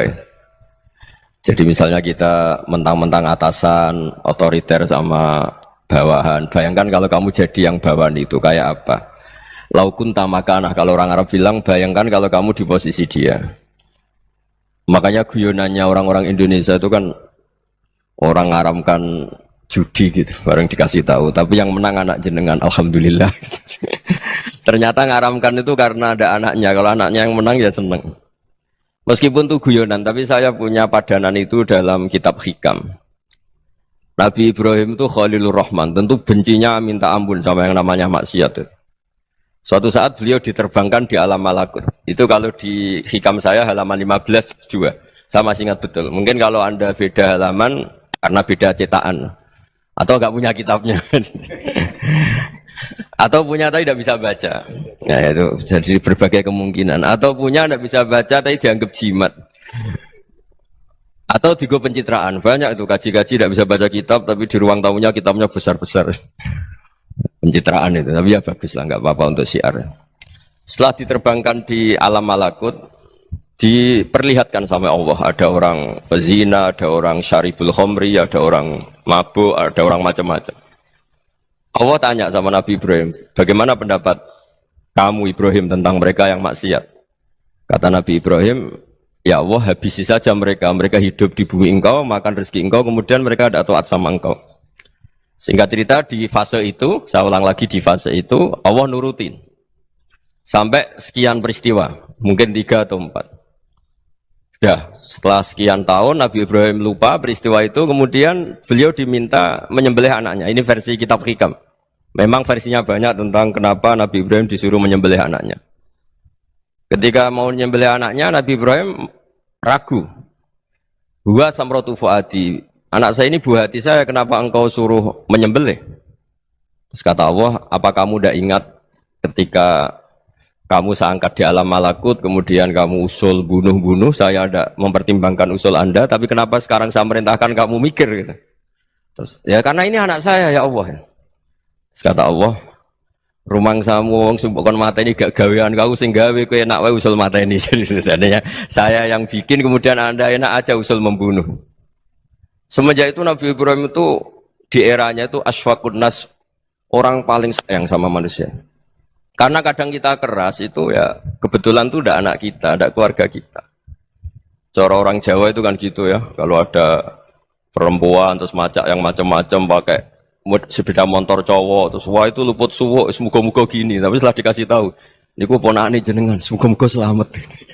Jadi jangan-jangan kemarin ahli ma'asi itu kebetulan tuh tidak keluarga kita. Kalau keluarga kita yang pernah salah pada kita, semangat kita mintakan maaf. Jangan-jangan kita didikte hukum sosial gitu. Jadi orang yang salah kebetulan tuh orang yang menservis kita. Atau keluarga kita, atau orang dekat kita, jangan-jangan semangat kita mintakan ampun. Jadi kalau sama orang lain, kebetulan musuh kita semangatnya minta itu kena adab. Nah ini yang nggak boleh dalam Islam. Islam mengajarkan niru Rasulullah SAW, Nabi itu rahmatal lil alamin. Bahkan kemarin saya ngaji virtual sama beberapa habaib, ada Habib Ali Al-Jufri dari Mesir, ada Habib Alwi dari Kuitang, ada Habib Nabil Al-Musawa. Dari sekian habaib itu saya masih ingat diantaranya yang didawuhkan rahmatan lil alamin itu ketika Nabi adahu kaumuh, disakiti oleh kaumnya, dan itu mereka masih kafir semua. Itu mereka dapat doanya Nabi Allahumma hdi qaumi fa innahum la ya'lamun. Kayak apa baiknya Nabi, orang yang menyakiti, yang melukai, tapi Nabi masih berdoa Allahumma hdi qaumi fa innahum la ya'lamun. Sayyidina Umar dapat doanya Nabi itu yakhina kana kafiran, ketika masih kafir didoakan Allahumma aizzal Islam bi Umar. Itu ketika masih kafir. Itu pelajaran bagi kita bahwa yang sedang tidak cocok pun itu berdapat doa kita. Ya doa supaya kondisi kita baik, hari tambah baik. Karena agama ini saya berkali-kali bilang limangka nayarjuwa hawal yaumal akhir. Agama ini diperuntukkan bagi yang selalu punya harapan pada Allah Subhanahu wa taala. Saya cerita muhasabah ini tentang hubungan kita dengan Allah. Di Indonesia itu banyak orang fasik, banyak orang nakal. Ya di mana-mana orang nakal itu ya mayoritas, wa aksaruhum fasikun. Tapi berkahnya harapan. Mungkin saya kira nakal sok benda, mungkin saya kira sholat sok ben sholat, mungkin sekarang belum sakhok, belum dermawan, suatu saat dermawan. Barokahnya itu kefasikan ini dianggap sementara. Sedang fasik, sedang tidak benar. Karena kiai-kiai kita, para guru-guru kita, para habaib utamanya itu mesti bilang semoga husnul khotimah. Nah barokahnya doa itu semoga husnul khotimah itu menjadikan satu pola sosial. Yang sedang fasik ini masih diharapkan jadi lebih baik, jadi lebih. Sehingga kita tidak ngambil sikap ekstrim, yang ingin menghabisi atau ingin mengadili, tidak. Karena selalu kita punya harapan. Dan agama ini limangka nerjuwa hawal yaumil akhir. Bayangkan itu kalau yang nakal itu anak kamu. Pasti kamu nggak ingin kan langsung dapat azab, dapat apa. Padahal kita semua jadi tokoh ini abul kulli, bapak dari semuanya. Sehingga ketika Rasulullah SAW jalan-jalan kemudian melihat perempuan sedang menyalakan api. Kalau apinya mati ditiup, anaknya dijauhkan. Nanti kalau sudah jauh dari api, anaknya digendong lagi. Terus kata Rasulullah, matur ke semua sahabat, Aro'aitum anna hadih tarihatan waladaha alan nar. Apa kamu berpendapat bahwa perempuan ini akan melemparkan anaknya ke neraka? Tidak ya Rasulullah. Tidak akan seorang ibu melemparkan anaknya ke api. Terus kata Rasulullah, Allahu arhamu min hadih biwaladiha. Allah lebih rahman, lebih rahim dibanding orang tua ini kepada anaknya. Ini yang harus kita kenalkan terus, kita kampanyakan terus. Supaya orang hubungannya dengan Allah itu nyaman, asik. Sehingga dengan demikian selalu ada harapan bahwa yang sedang nakal ini suatu saat tobat. Kita tidak boleh menghukumi pasti begini, pasti gini. Itu tidak wilayah kita. Itu juga yang dicontohkan Rasulullah SAW. Secara lahir Nabi itu nggak berkenan sama Wahsy. Karena Wahsy itu salahnya salah fatal. Karena membunuh ahabban nasi ila Rasulillah. Yaitu membunuh Sayyid Hamzah. Jadi ketika Wahsy tobat, Nabi itu nerima tobatnya. Dan ketika beliau dengan basariyahnya agak siap ketemu Wahsy karena harus ingat Sayyid Hamzah, basariyahnya diturutin. Oke, kamu iman, saya turutin, tapi jangan sering ketemu saya. Karena kalau ketemu kamu, saya masih ingat sama paman saya, Sayyid Hamzah. Kita bisa ngelola seperti itu. Kita tidak cocok sama orang, bagaimanapun mereka umat Rasulullah SAW, kita tetap mencintai mereka. Misalnya kalau beda agama, mereka sama-sama orang Indonesia, kita mencintai mereka atas nama warga Indonesia. Tapi kalau misalnya potongannya ora cocok, beda kultur, bawaannya itu mangkel no cara Jawa, ya bisa diilmoni, jangan ketemu. Wong sudah tidak cocok, ingin ketemu nyari solusi. Roh ini tok seneng itu kan ya repot itu. Ya sudah kalau nggak pati cocok ya jangan sering ketemu. Dan itu kita bisa memanage seperti itu tuh bisa. Saya berkali-kali cerita tentang Imam Syafi'i. Kalau dikasih tahu ya Imam Aba Abdillah, panggilannya Imam Syafi'i, tetangga Anda ini ternyata banyak yang nggak senang Anda. Jawabnya beliau senang. Ya bagus kalau nggak senang saya, ndak utang saya katanya. Jadi gara-gara sampean seneng aku ngatur aku ini kan. Dan mungkin sampean ra seneng kan ya enak. Jadi hidup itu dianggap happy. Kalau seneng ya teman silaturahim, kalau nggak seneng ya nggak bakal utang gitu. Baru kayak seneng itu nggak ganggu. Gitu. Jadi dulu itu orang bisa ngelola seneng ndak seneng itu bisa. Karena ada kearifan hubungan dengan Allah Subhanahu wa Ta'ala. Hidupnya selesai karena masyghul bi dzikrillah, mereka sibuk dengan Allah. Makanya kata ulama-ulama tasawuf, kamu jangan melihat manusia perilakunya, tapi kamu juga harus ingat yang gerakkan semua itu Allah Subhanahu wa Ta'ala. Dengan demikian kita farah, kita senang. Makanya Nabi kalau ngutus Anas bin Malik kemudian enggak kesampaian yang diinginkan karena Anas main. Ketika garwa-garwane Nabi agak tersinggung, Nabi andaikan Allah menghendaki yang saya inginkan kesampaian, pasti itu kesampaian. Jadi dianggap kegagalan Anas gak manggil yang dituju Nabi itu ya kersane Allah ya enteng saja. Sayyidina Ali lebih parah lagi yang dialamin. Itu dalam beliau kalau dipanggil itu gak cepet-cepet ke sana. Ketika ditanya, kenapa kamu tak panggil gak cepet ke saya? Amin tu ukubatak. Karena aku tahu engkau orang baik. Orang baik itu pemaaf. Jadi makanya orang-orang soleh dulu itu bodoni itu. Makanya sekarang kalau ada orang bodoni itu mesti beda orang soleh. Kalau orang-orang soleh itu kakean husnudzon akhirnya sering dibodonin. Abdul bin Umar itu masyhur itu. Kalau ada budaknya sering sholat, sergap sholat itu dimerdekakan. Akhirnya enggak sholat pun pura-pura sholat. Akhirnya juga dimerdekakan. Ketika ditanya kenapa engkau merdekakan? Padahal mereka sholatnya menipu engkau kata pembisik-pembisik itu. Man khoda'ana lillah in khoda'na lah. Dia nipu atas nama Allah, berarti saat tertipu juga atas nama Allah. Gak masalah dong, semuanya demi Allah Subhanahu wa Ta'ala. Jadi ketika kita ketemu mensifati Allah Ta'ala itu ghafir. Allah pemaaf. Jangan kamu gak fair untuk diri kamu nyifati Allah ghafir, pada orang lain Allah kamu sifati syadidul iqab. Jadi Allah kamu atur, kayak MC tadi ngatur saya. Jadi Allah itu apa? Kalau pada saya ghafir, kalau pada musuh saya syadidul iqam. Itu tidak fair. Kalau Anda punya harapan kepada Allah karena Allah Rahman Rahim, Allah ghafir, sebenarnya Allah pada musuh kita ya bisa saja Allah ghafir, bisa saja Allah Rahman Rahim. Sehingga kita melihat orang lain yang kita tidak cocok itu ya enteng saja. Itu min ummati Rasulillah sing tanaluhu syafa'atu, tanaluhu sa'atu rahmati, tanaluhu fair. Jangan dengan kita kayak mesti dapat rahmat. Jangan orang lain kayak Allah pasti syadidul iqam, itu tidak boleh. Sehingga ketika ada orang Badui, singkat cerita orang Badui ini kencing di masjid, semua sahabat membentak dia. Yang enggak bentak hanya Nabi tok. Saking mangkalnya orang ini karena semua sahabat bentak kecuali Nabi. Setelah dibenarin Nabi, terus Nabi nyuruh sabbu ali dhanuban min ma'in. Setelah disucikan masjid itu, dia berdoa keras sekali. Allahumma arhamni wa Muhammadan wa la tarham ma'ana ahadan. Ya Allah yang berhak dapat rahmatmu hanya saya dan Nabi Muhammad, yang lainnya jangan. Karena yang lainnya tuh jengkelin, gitu aja saya salah dimarah-marahin. Gitu.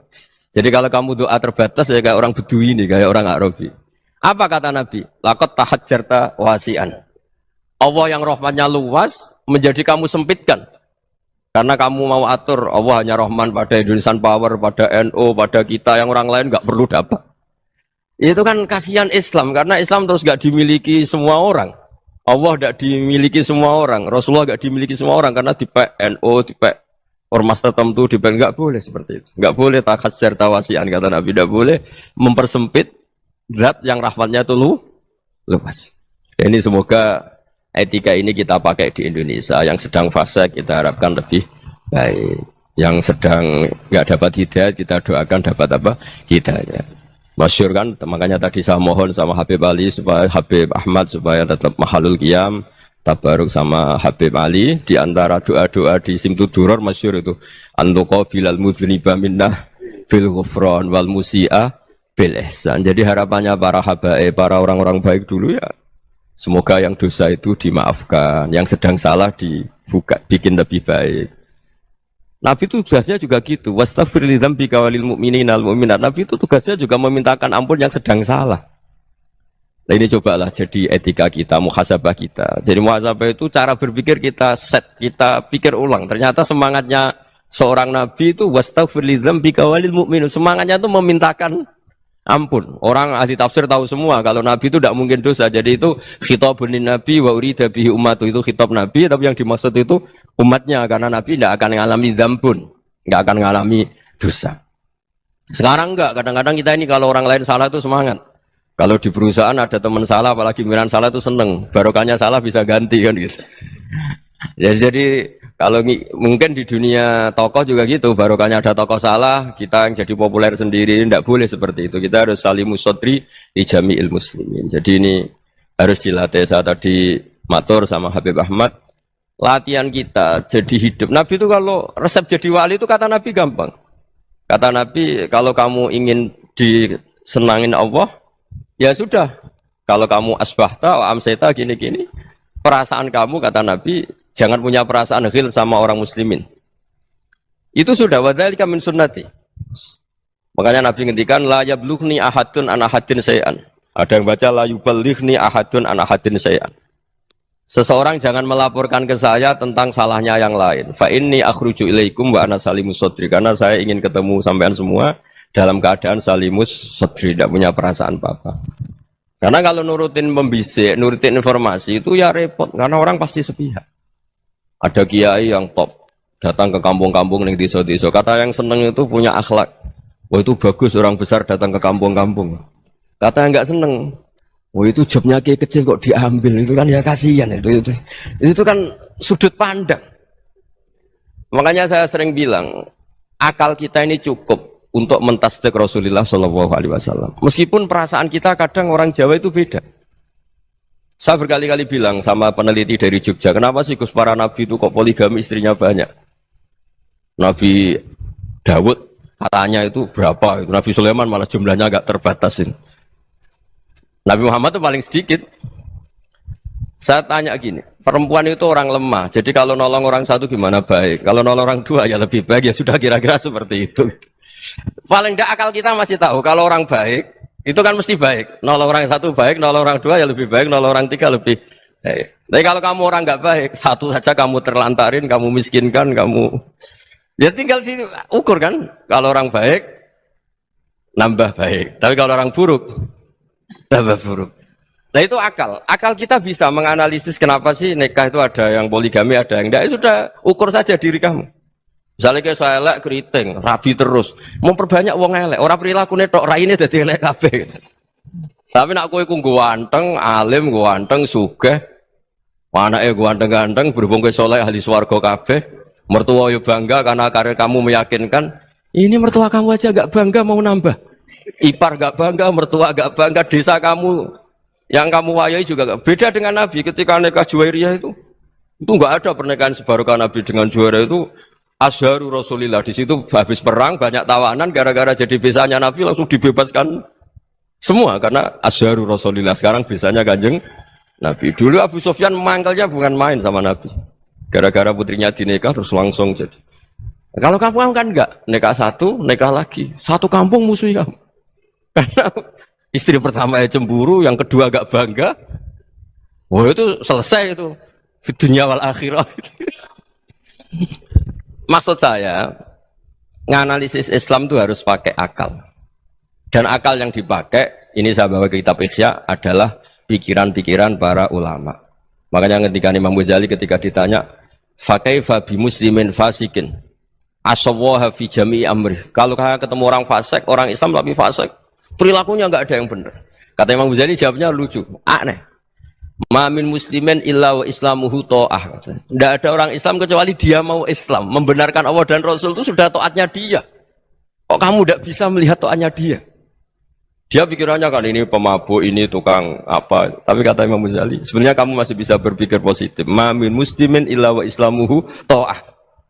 Tidak ada seseorang Islam ketika dia milih Islam itu pasti ada taatnya, yaitu tasdik pada Allah dan tasdik kepada Rasulullah Shallallahu Alaihi Wasallam. Jadi dengan pola seperti itu, maka di antara guru-guru kita yang modern ya di era Mbah Maimun, di sini ada Habib Ahmad, Habib Salim, syair yang sering dibaca beliau adalah ada orang munajat sama Allah, ini cerita munajat.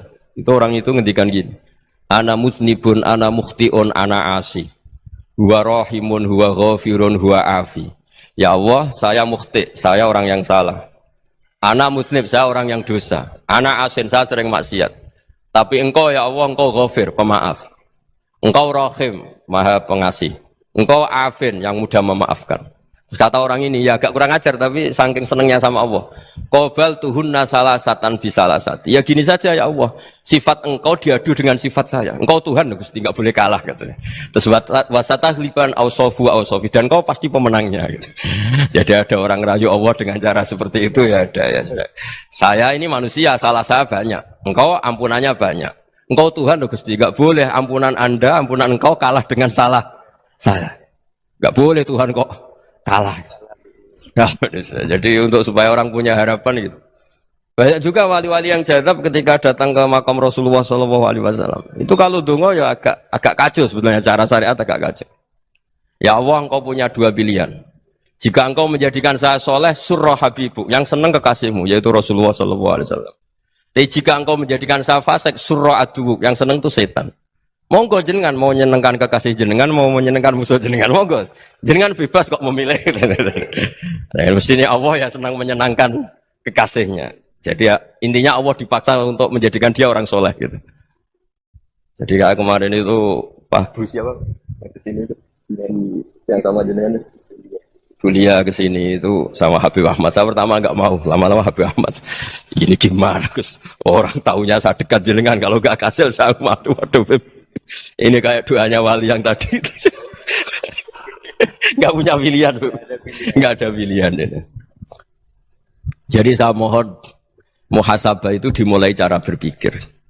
Makanya di sini sebetulnya tag ini supaya dapat barokahnya Ihya. Ini kitab yang disenangi para habaib, para ulama. Sebetulnya tag di muhasabah itu redaksinya gini ya, yang lengkap loh. Hasibu anfusakum qabla an tuhasabu wa zinuha qabla an tuzanu wa tahayya'u lil ardil akbar.